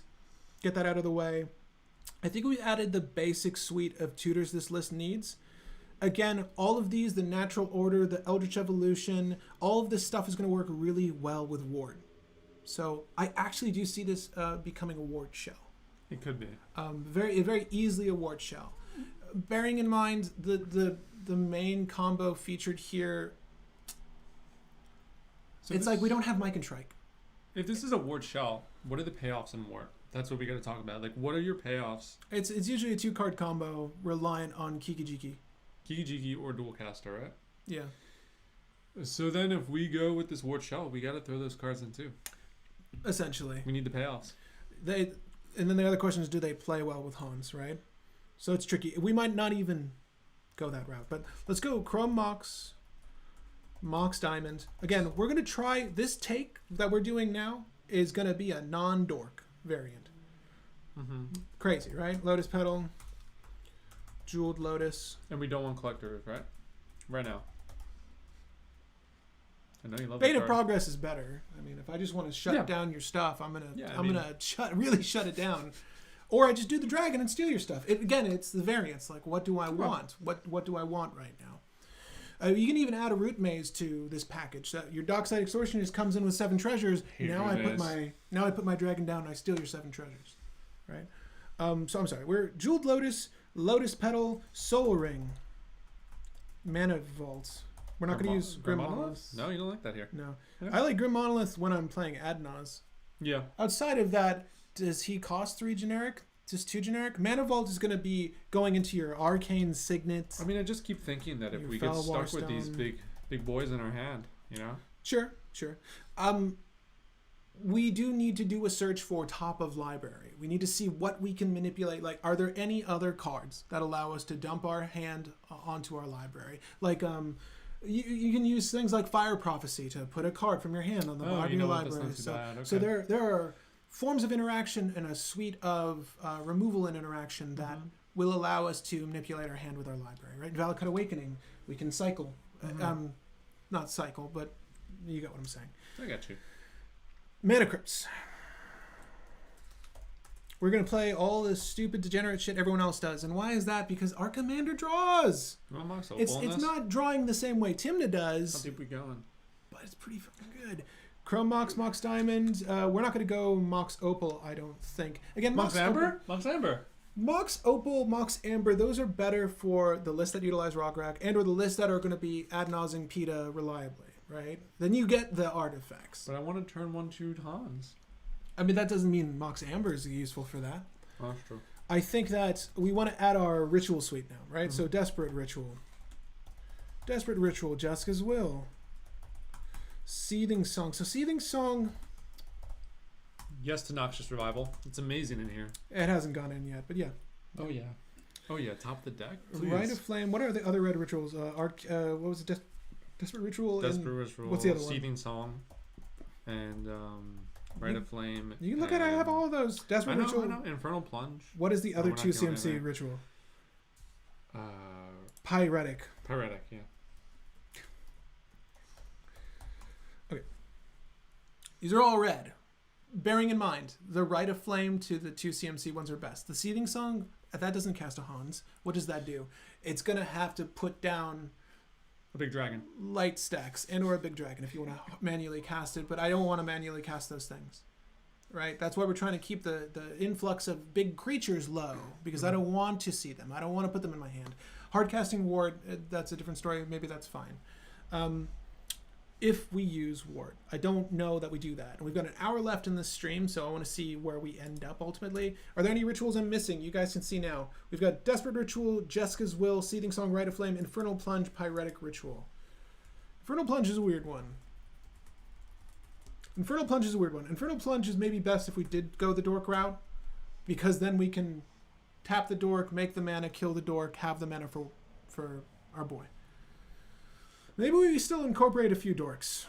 Yeah, William says the best Hulk pile he could think of is Dockside, Magda, Elvish Visionary, or Heart Warden. And they're all like Dorks to get Hans out faster. Magda finding the Cloudstone. Yeah, no, Magda. There are Magda lines and combos that we can incorporate. I'm not certain that we want to go that route. Let's just save this out, see what it looks like. Let me just save this and go to the main page. We can check out our deck so far. Green Sun. Sylvan Libraries in there. Do we want? Yeah, and Scroll Racks in there. Good. Those are just necessary for this deck. What other staples are we missing that we should just always have on? Do you want something like Force of Vigor in here? I mean, we're running Vigor. Force of Vigor? Force of Vigor. You know what? People really get giddy over Force of Vigor. It was actually in our last casual or competitive video. I have never played Force of Vigor. I own a copy. I don't like it. Most of the lists that manipulate it, the mono green list that it's a staple in, don't have the cards to spare. Like when you do the Force of Vigor, yeah, you're stopping someone else's win, but you're generally like king making. You're giving it to the guy next over. This list is unique in that I have drawn the command zone. I will have the cards. Elvish Spirit Guide. Force of Vigor here is good. Elvish Spirit Guide, Simian Spirit Guide. There we go. Elvish Spirit Guide, Simian Spirit Guide. All the fast manas. Spirit Guide. Cream of the Crop. Let me see what that one does. It's top deck manipulation on creatures entering the battlefield. Again, we didn't look into that because we were just looking at creatures when we searched those keywords. Cream of the Crop, I think, is something that a lot of people like to manipulate here. What were we just talking about before the Spirit Guides? Talking about Force of Vigor. Let's look at the interaction suite last. You always do that last. Like, what do you have available? What redundancies can you cut? What do you need to add? And because the creature count is low, because we're not manipulating dorks here, and again, I do think that there might be room for dorks. Because you don't always want a natural order Hans. And maybe we add both. Maybe we'll add a range. So let's just look at the edit here, the live edit. I just want to get a numbered count on my deck because I do want to leave space for other utilities. There's 70 cards, so we've actually got a lot of space. Let's look at our fast mana suite. Chrome Mox, Jeweled Lotus, Lotus Petal, Mana Crypt, Mox Diamond. Are we missing any 0 CMC ones that work very well here? You could argue Jeweled Amulet is fine. I think that we're also going to add Wild Growth and Utopia Sprawl in just a second. Mana Vault, Sensei Divining Top, yes. Soul Ring, yes. Any 1 CMC rocks? No? Yeah. Arcane, Felwar, Scroll Rack, Tome of Legends. Tome is maybe questionable. I'm going to leave that on the side for now. If we feel like we need more draw, we'll add Tome. Flamekin Harbinger, yes, because Vigor, because Bane of Progress. So long as a tutor has at least 2 targets, it's good in my book. Dockside Extortionist, fine. There are pirate tutors, but we're not that intent on getting Dockside out, right? If it happens, it happens. If it doesn't, who gives a shit? We may put the Infernal Plunge. I don't think I sideboarded it. We'll put the Infernal Plunge back in, and we're going to put in a suite of dorks. It's going to be good to have the influx, because there are things that, as additional cost, sacrifice a creature for benefit. If we're playing natural order, we should be playing dorks. It has to be a green creature, and they give you the green creature. Yeah. None of these really help Mad Blind Mountain, by the way. We are looking for the permanent count of red, like the influx of 2 red permanents. Hans is 1. Yeah, it's rough. Miri's Guile is great. We don't have any red permanents. Not really. And again, we're looking at the removal and interaction suite last. So we've got 2 tutors here, 2 rituals, Yeska's Wills, and the sorcery suite. We've got our land base already. Did we say yes to Magus of the Moon? Not yet. We can't. I do think that a light stacks package is going to be involved here, because this list is operating at a slower speed. It's not trying to win turn 3 or 4 or 5. We're trying to go for essentially attrition is what this looks like. Right now, if we're looking at our combo lines, we have Neath, Apex Altasaur. This is best when Apex Altasaur has more creatures to hit. So yes, are we going to incorporate Living Plains? So we're drawing a bunch of cards, but what are our payoffs just yet? What are some ways to shut off? We can do Cursed Totem as a stacks piece. Song of the Dryads. Living Plains. There's Kenriff Transformation. So all... What you're looking for? Oh no, I'm looking for this. So if we go for a suite of cards that make lands creatures, we can kill all the lands. It's a very convoluted Ravages of War, very convoluted Armageddon, right? But in the perfect world, we will have, your Vigor down, your Apex Altasaur slamming everything that's a land and a creature. We also want ways to prevent combat damage or non-combat damage. So we'll look that up in a second as well. I don't mean Magebane armors. We want our creatures to survive fights. So again, the combos here are Neath, Apex Altasaur, Vigor into Apex Altasaur, right? Because that just means Apex Altasaur lives. So you would stack this such that when Apex Altasaur lands off of Hans, presumably, it will fight, kill everything. Vigor gives it +1/+1 to infinity. It gets to 23, whatever. And then, Hans's reflexive trigger resolves. Hans is going to hit Apex Altasaur. It's a 23/23. Hans gets +23/23. It's still swinging. Do you have any blockers? That's commander damage. I hate them. Yeah, so that's a combo, right? You do knock out one opponent, but that's a combo. So do we want Final Fortune to kill one more?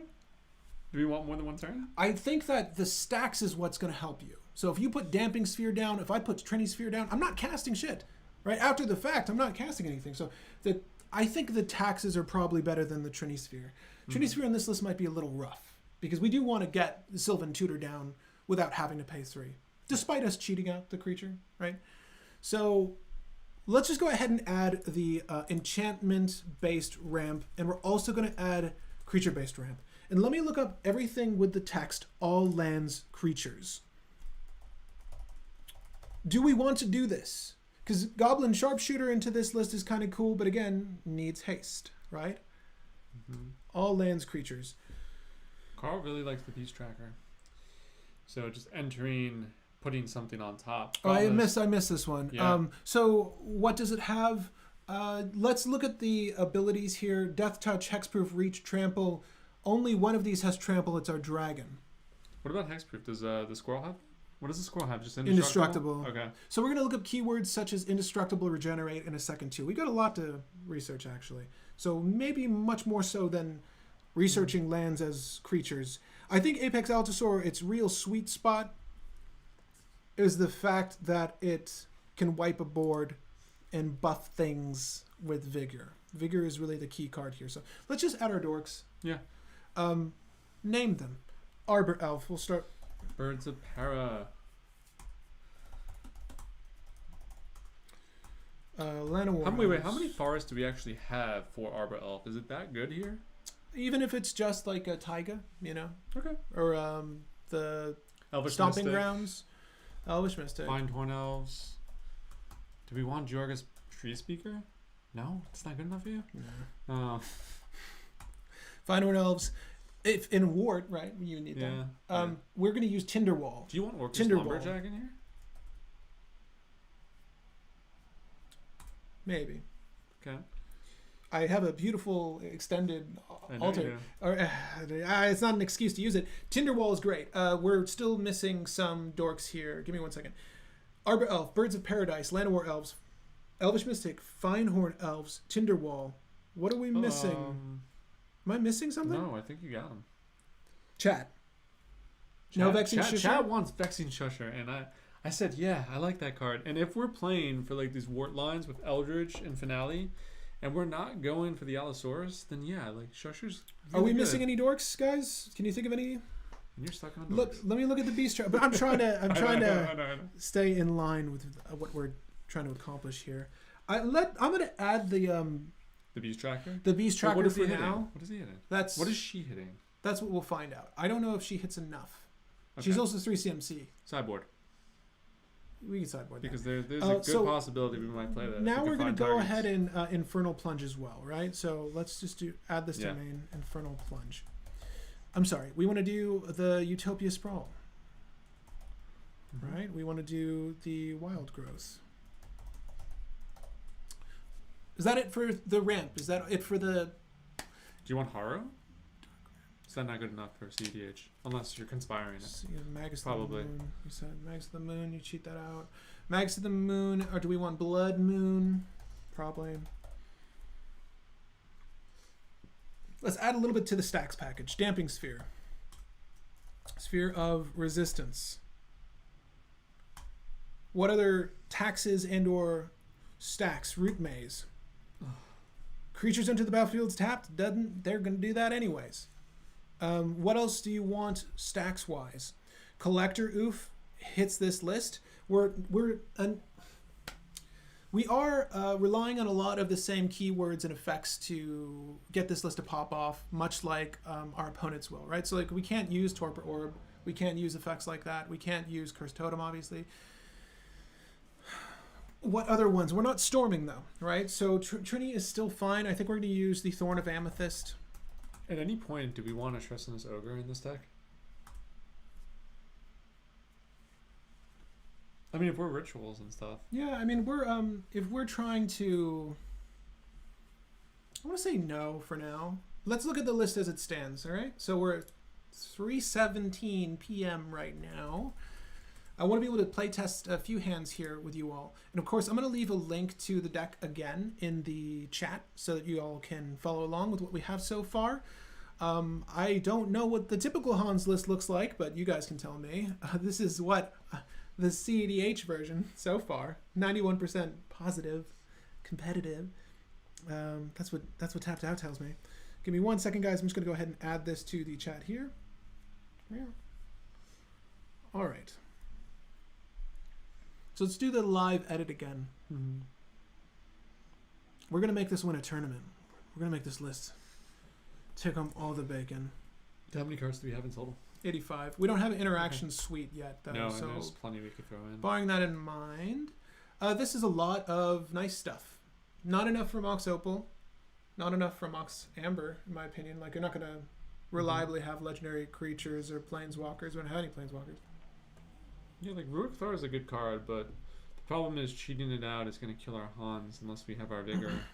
But we can play towards trying to get that out.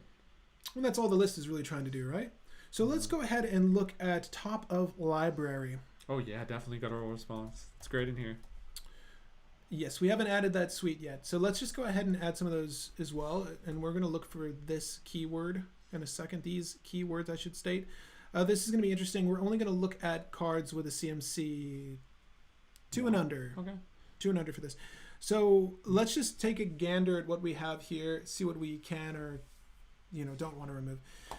Vexing Shusher is nice for assisting in a counter war, but what are you trying to give the game to someone? What are you doing? What are you doing with Vexing Shusher that's really meaningful or potent? You're helping other people stop other people.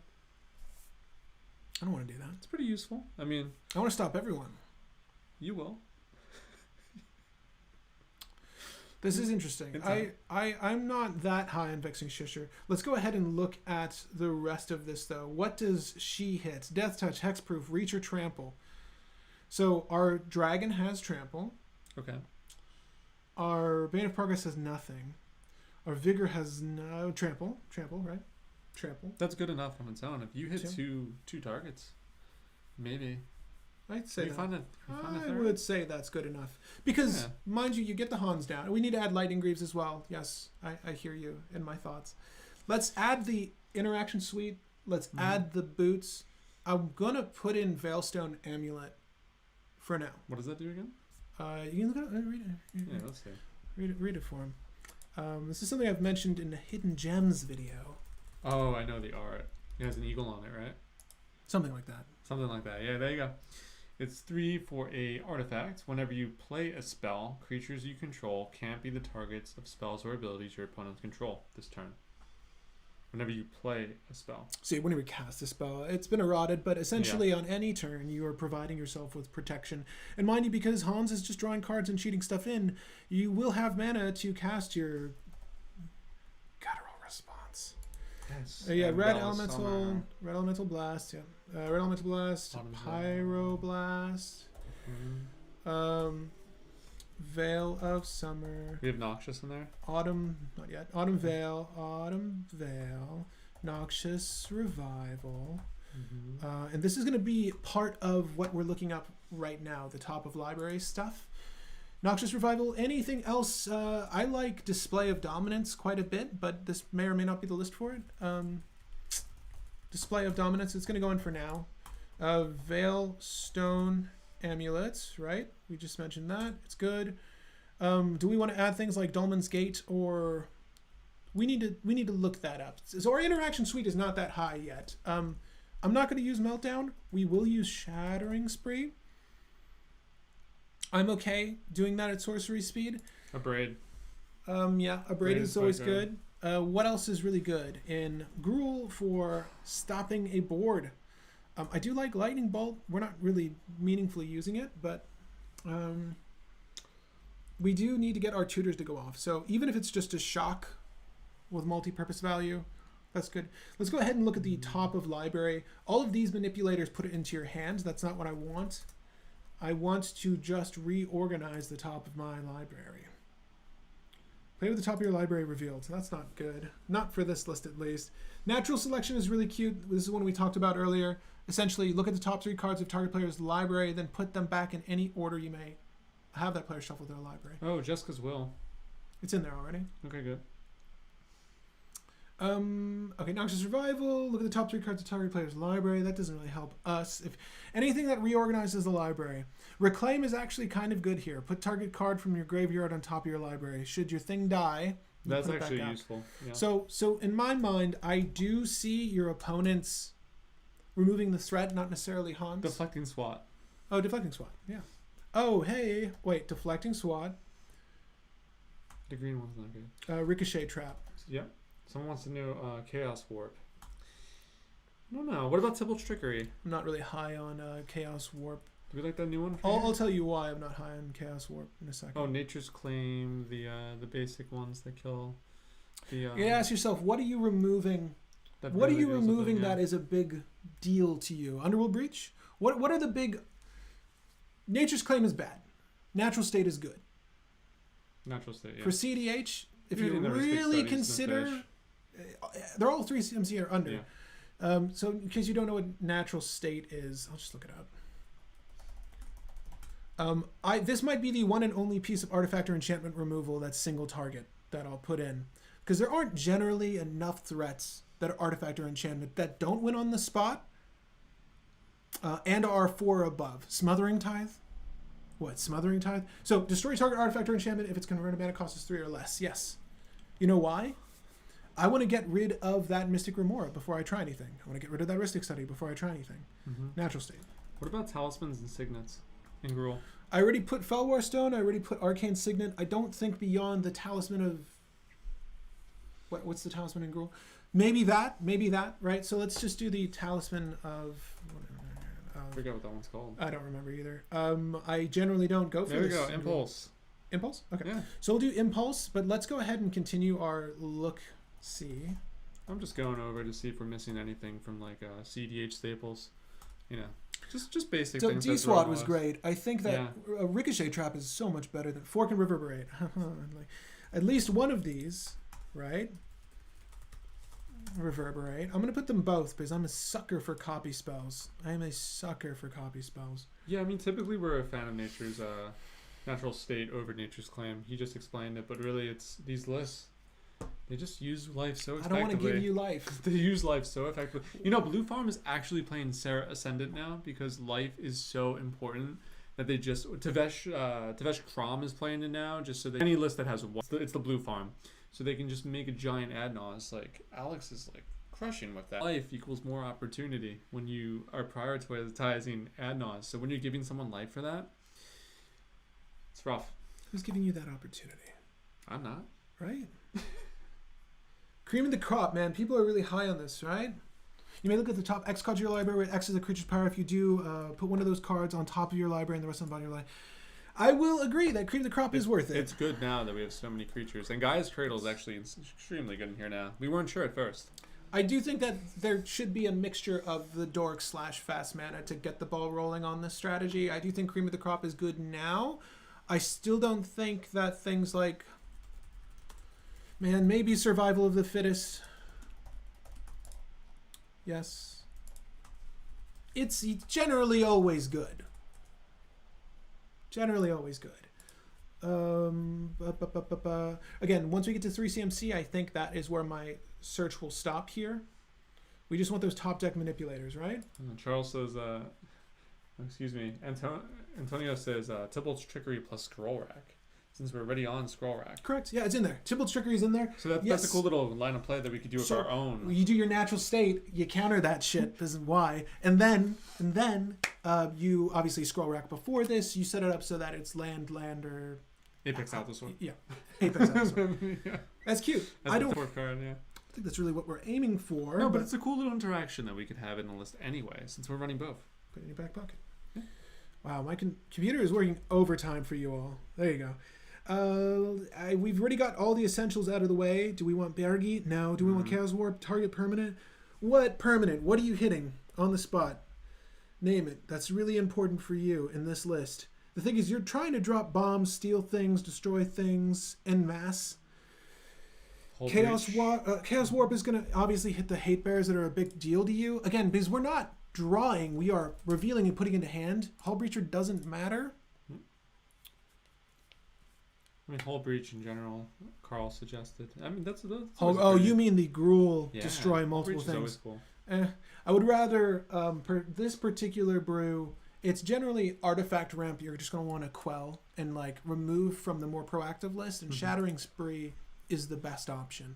If you're in red or dual color... Meltdown's the best option, but we can't run it here. No. We love Meltdown. Yeah, I can't run Meltdown here. Although I do love it. And I think we're at the end of our rope here. At the beginning of each upkeep, end of we'll talk about your library. Nope. Okay. So at this point, we're finishing the game strictly through combat. This is really cute. I know some people like this card.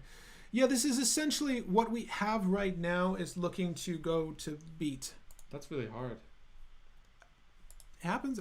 It's only as difficult as you make it on. I think Vigor is going to be a big part of the strategy. Moving forward, obviously protecting all of the things. Valakut Exploration. Archers above you, X on top of your... No.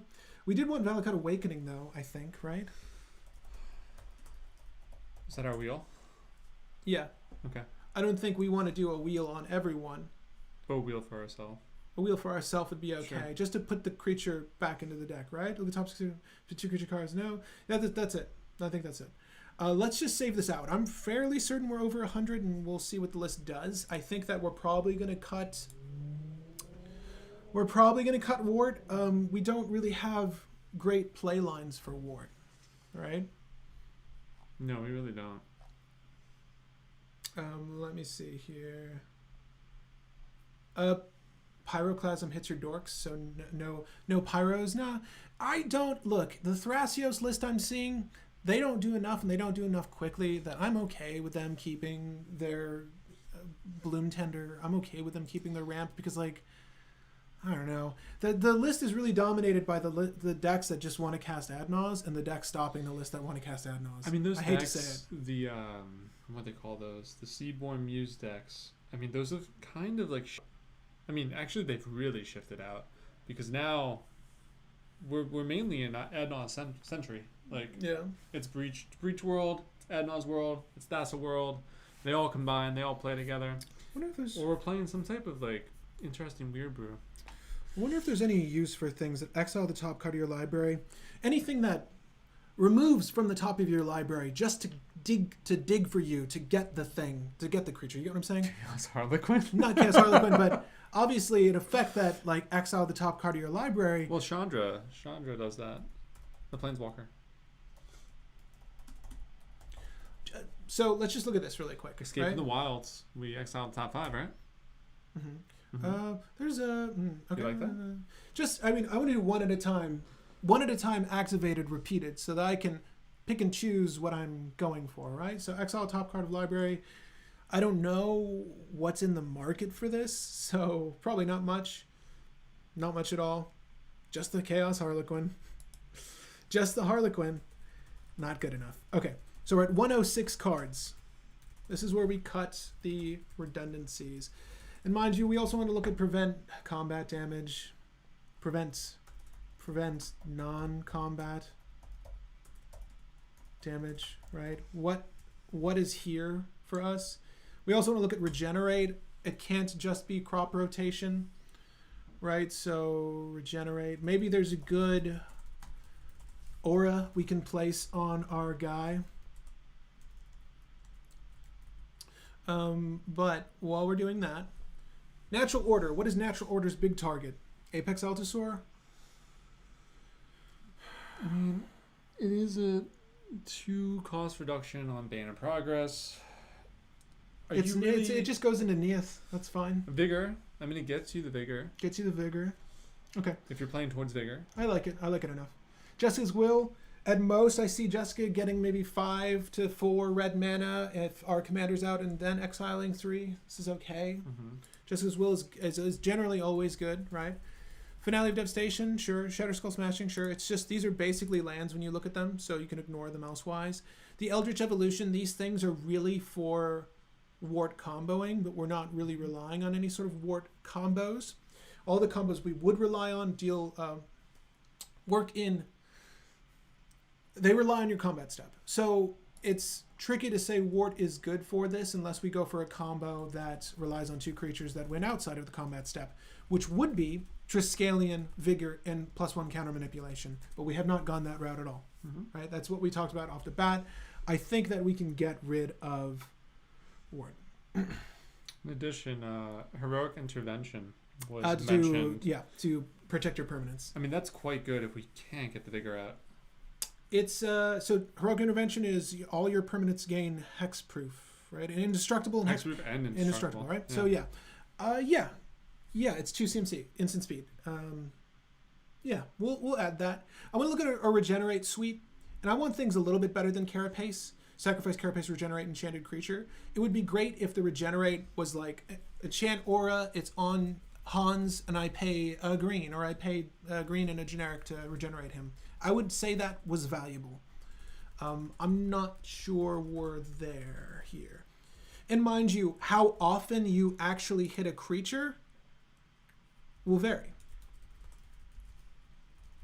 Let's see. Put a +1/+1 counter against trample. Regenerate target beast. Nope.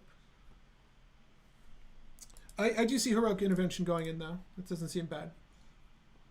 We'll see if I have the space for it, if we can make the space for it, right? We want to give Indestructible for sure, because that just means Hans gets to go scot-free on these top deck drops. Regenerate enchanted creature instead.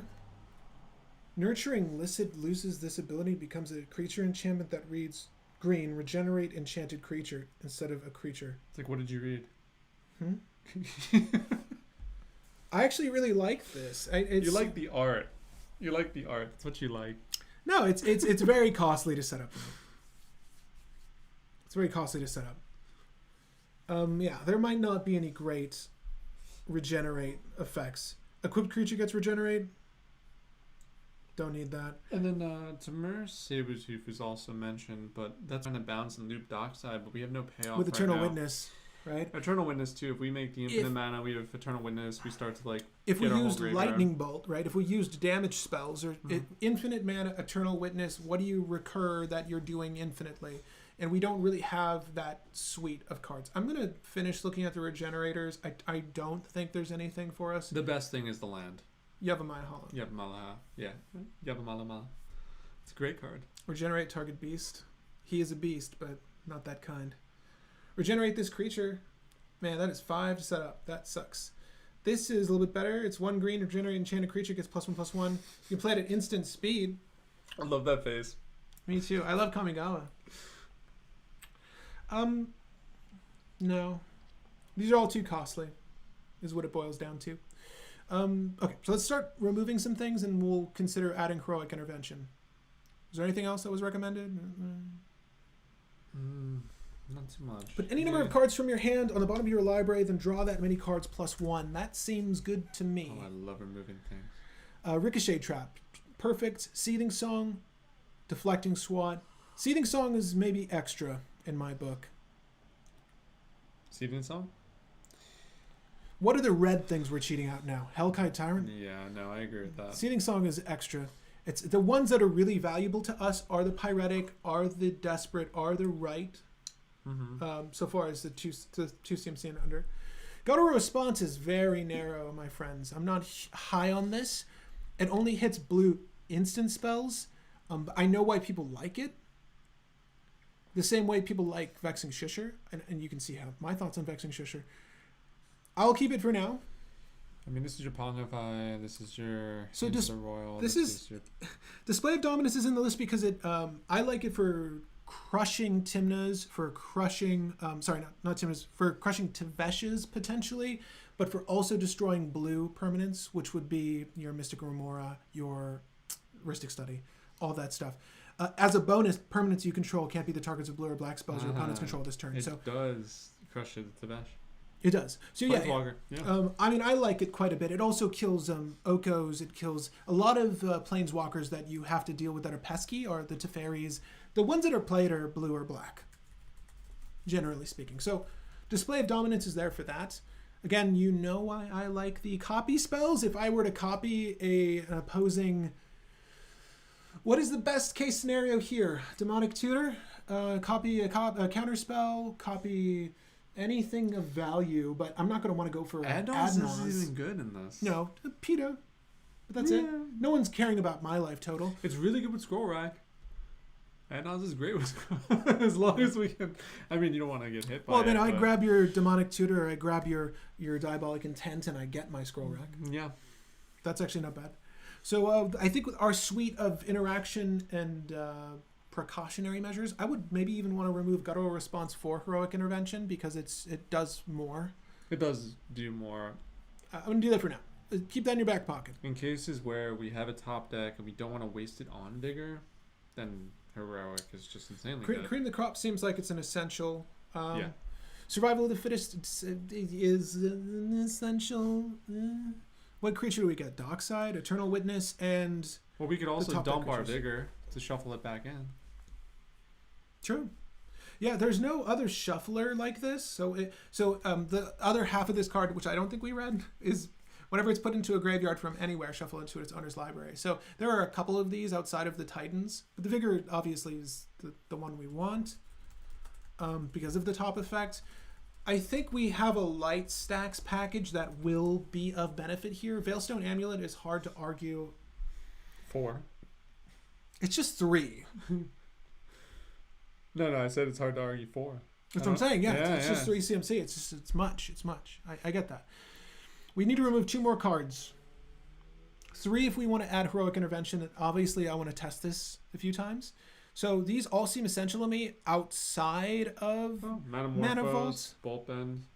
Metamorphose, if you just want to draw. If you want to draw. And color fix, right? Was it difficult to fix your colors in Gruul? We're not storming. Metamorphose is a card you use when you're storming, right? It's really gonna work. Yeah, here questionable. Toski, questionable. I mean, it is another target for that. Which is a better draw, Neith or Toski? Whenever a creature fights, it also lets you double their power. Or this, whenever a creature deals damage. It's technically Toski, right? Is Apex Altasaur worth it? We need to start cutting some redundancies here. This is the part of the video we're at. I want to say Mana Vault is worth it. Yeah, for all I think these it things. is. Grim is a bridge too far. I think we're going to stop with the 15 artifacts. All of these are essential. Mary's Guile, Root Maze, Utopia Sprawl, Wild Growth, Cream of the Crop, Survival of the Fittest, Sylvan Library, all essential. All of these are essential in my book. We might want to just take out one of these spells. We'll take out the Reverberate. Fork's ability of making the spell also red is important because of Red Elemental Blast, because of opposing Pyroblast. I want to copy your spell and leave this red because no one's on Hydroblast. No one's on Blue Elemental Blast. So You shouldn't be. it being red is actually of benefit. So if you've ever wondered which is better, it's Fork. If it's a budgetary constraint, obviously Fork is going up in value, then Reverberate is fine. I think one copy is probably enough. And now, again, we need to remove 2 cards, provided we want to go for our...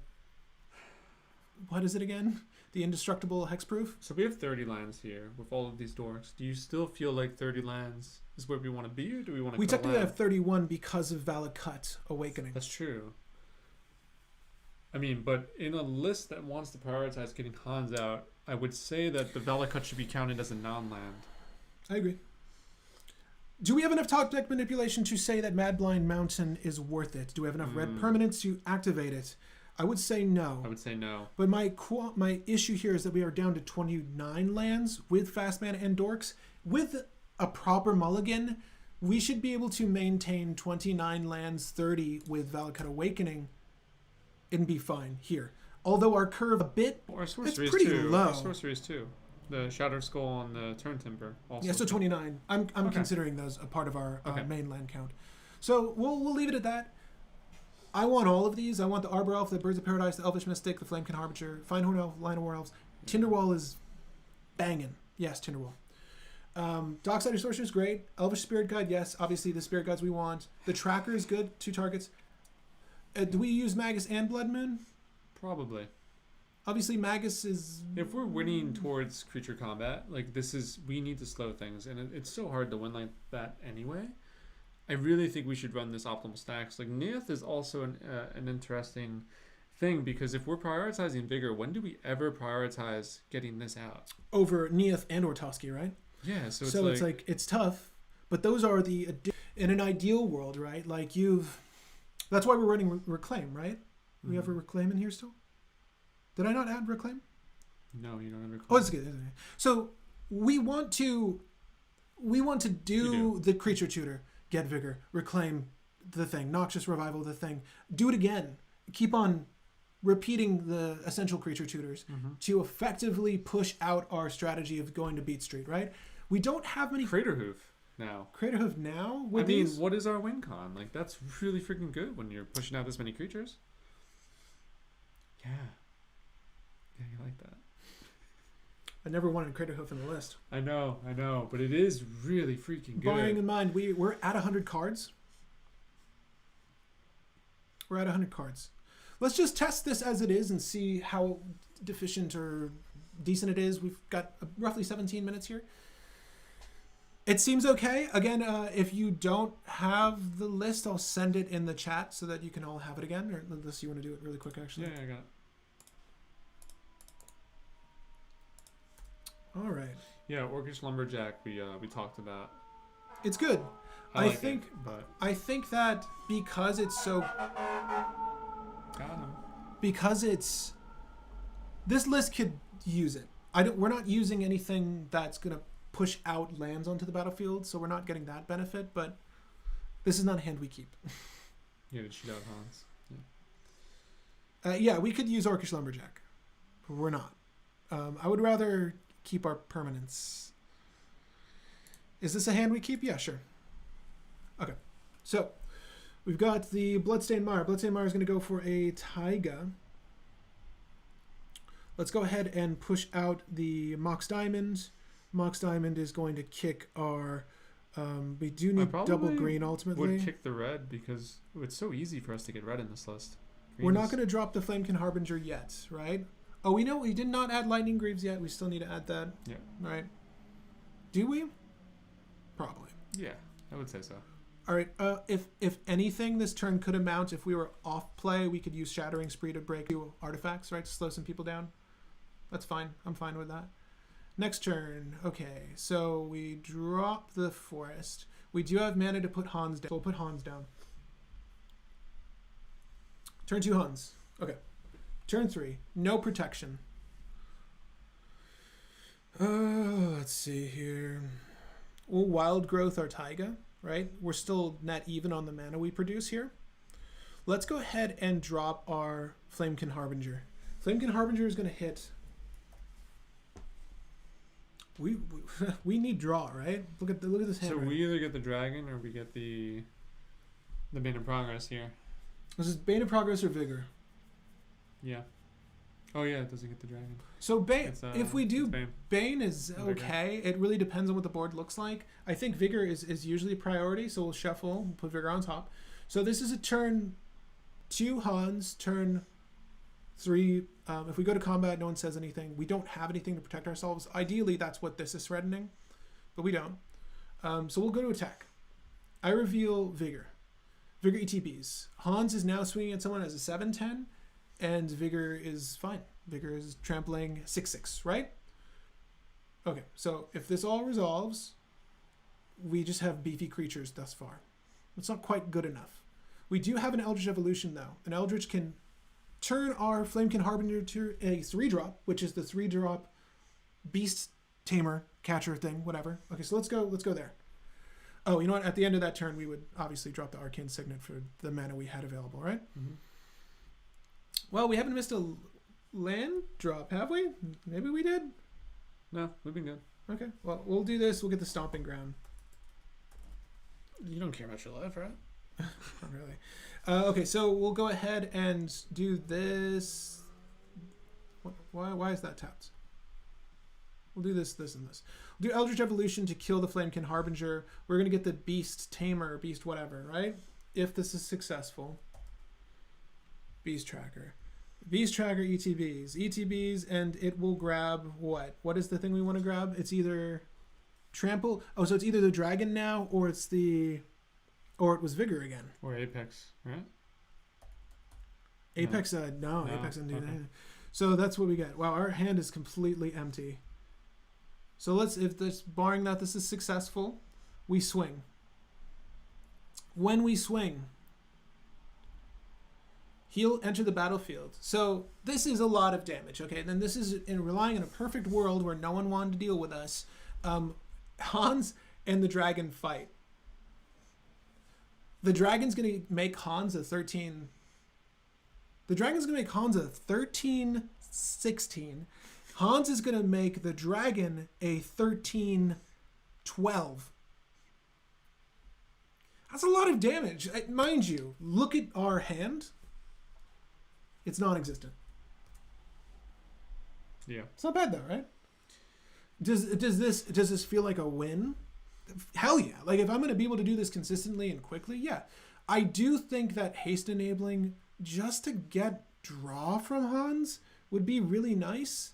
Mm-hmm. And like, again, we're not trying to prioritize Neith or Toski, so do we remove them for the Greaves? Right? Or Heroic Intervention to start the roll without having Vigor. Just extra. Yeah. I mean, Greaves is a more important thing to add. I think Lightning Greaves and then the, let's just say haste, right? Gives haste. Haste equipment. What are the other ones that give? I mean, Swiftfoot Boots. Swiftfoot Boots. They don't need to be equipment per se. It's not like we're utilizing our artifacts in a meaningful way outside of... The Mass Hysteria, the Concordant Crossroads, which is actually pretty decent when you have these dorks. My qualm with that is that it gives every creature haste, right? Yeah. So we could do that, though. Croms already have haste. It's true. Yeah. Timnus don't, though. They don't. Yeah. And those are really the creatures you care about, sadly, right? Let's just add those for now, and then we'll... That was an interesting test. We got there. We mulled once. We got there. Did it... We're pushing a lot of damage. A lot. I don't know if it's great still. It took our whole hand to do that. But we were able to snowball through the process. I think the major problem is like Vigor is giving things, like it's preventing damage, but it's not making them indestructible. So your common removal spells are still going to really hit. Well, I mean, the things that are going to remove you, I mean, people don't really run great removal, but you can still do like a Swords to Plowshare, the one you'll see at your game. Your Chain of Vapor, your Deadly Rollick, your... Nothing that damages you is going to... Pungifying Rapid. Right, those destroy. It's okay. Let's add the boots. We'll add both of them. We'll add both You'll of them. see Snap. Unsubstantiate. Because they're looping their own dock sides. I mean, right then I really wanted Neath. Maybe you do prioritize these sooner. We didn't have a top deck tutor that found them, right? I like Hellkite Tyrant a lot. I can't say how well it tested there. I do think that our stacks package, we probably want to find those sooner. I think that Survival of the Fittest is just okay in this list. You saw our hand. Like, we didn't have a creature to drop. I think Cream of the Crop would have been great, provided we had it. There's nothing we really want to bring to hand that bad either. Not really. Not really at all. The last cut is really difficult to make. Maybe we even just stick with just the Lightning Greaves. Yeah, this is falling very high power right now, so we need to see what we can push to really make it cEDH. Well, the only issue here is, like, again, baseline, you're drawing a card, you're putting something onto the battlefield. Which is good. You want to use the fast mana you've put out to drop stacks, right? Yeah. And slow the pace of the game down so you can go mid-range. So then you really shine when you start drawing more cards, doing more things with your turns. Now, we were very focused on a particular strategy there, and not every game is going to go like that. So let's see what this looks like. 1 second, gang. This is not a bad starting hand. I think what's interesting about Hans in general is we can go so many different directions with this commander. Like, we can focus heavier on creature stacks and creature combo. Right now we're focused one way, but we can retool everything and start over. I mean, I don't really have a green source here is the issue, right? Let's take that again. Did I even take my draw per turn the last game? You did. You got a mountain, I think. I don't know if I did. This is another weird hand. No lands, right? Okay. Gonna mulligan again. I didn't hate this, though. There was a lot there. Sadly, it just did not work. No, it's all lands. Just out of curiosity. Yeah, it's weird. We're not getting the mixture of cards we want, sadly. This is a tough one to mull aggressively with because you don't really want to mull aggressively with this. Let's just try this. We'll go get the Taiga. Get the Taiga. We'll drop a Mana Vault. And we'll pass. Next turn. Probably shuffle first. Sorry, guys. Next turn. Would have rather done with that Signet. Let's go ahead and... I think we use Jessica's Will for mana here. Let's pretend that the highest hand count is 6. That's not out of the question. So we have 6 red floating.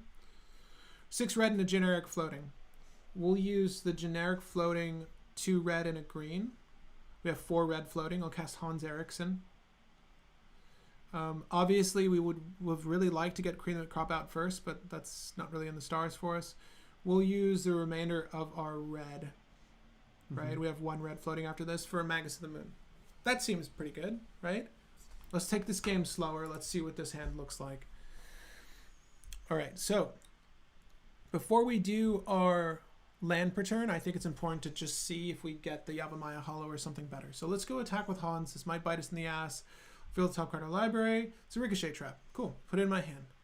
Nothing yet. I'll drop the Bloodstained Mire and I'll get a Stomping Grounds. I'll put it into play tapped because I don't have enough interaction for that to be meaningful. We could also, mind you, use the Eldritch Evolution on our Magus. That's not something we necessarily want to do.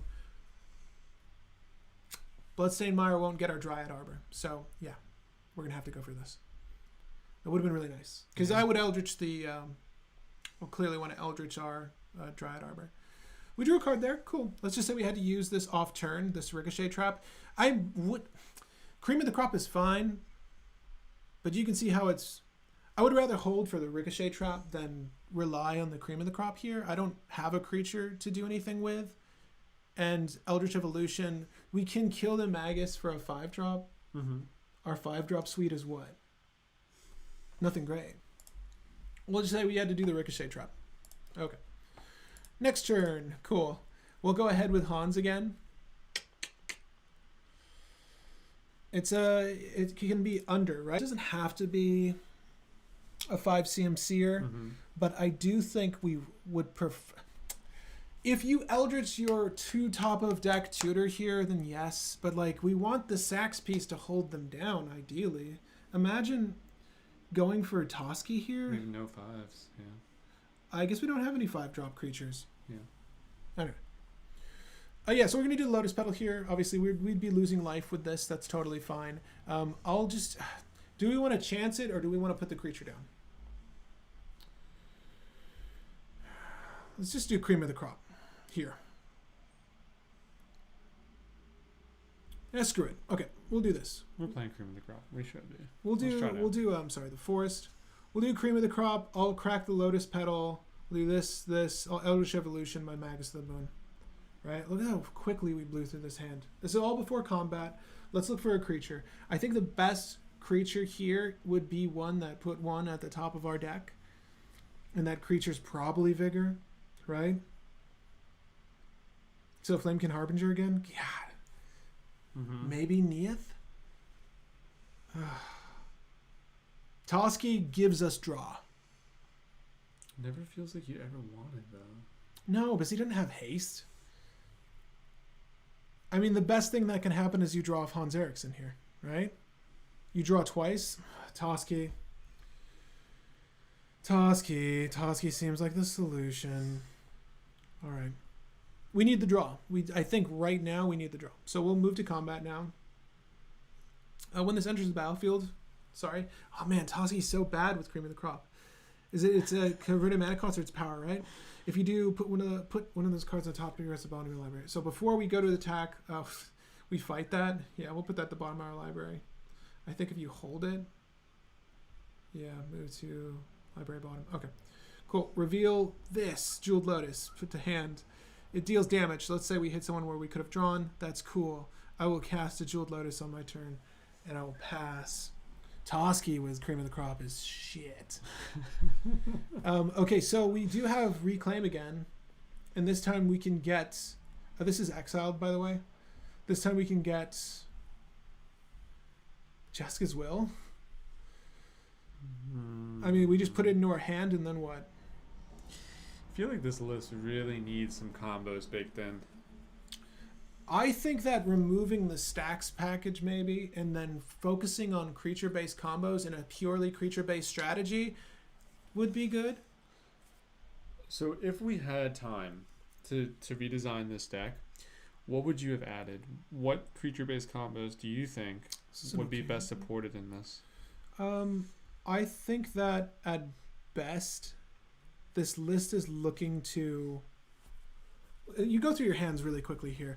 Creature-based combos for this list, though, the best ones to utilize would probably be the Kiki lines. Like, I think that if you were really being smart about this, the best way to play is arguably just playing for Ward and then doing your 2 field creature combos and then relying on combat that way. Using Hans for the draw, technically.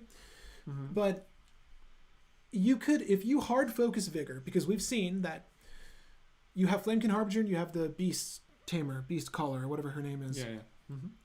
there are ways to get vigor down very quickly. Just a tracker. So why don't we okay, so you can retool this one of two ways. You could play for wart and go conspire combos, which I've illustrated with my wart list, or you can play for vigor and then go for +1 counter manipulation combos. Now, mind you, just because the vigor lines play and work really well, unfortunately, if vigor's exiled, you kind of are removed from those strategies or play lines. So it's tricky to say that that is better than wart, but the same problem occurs there.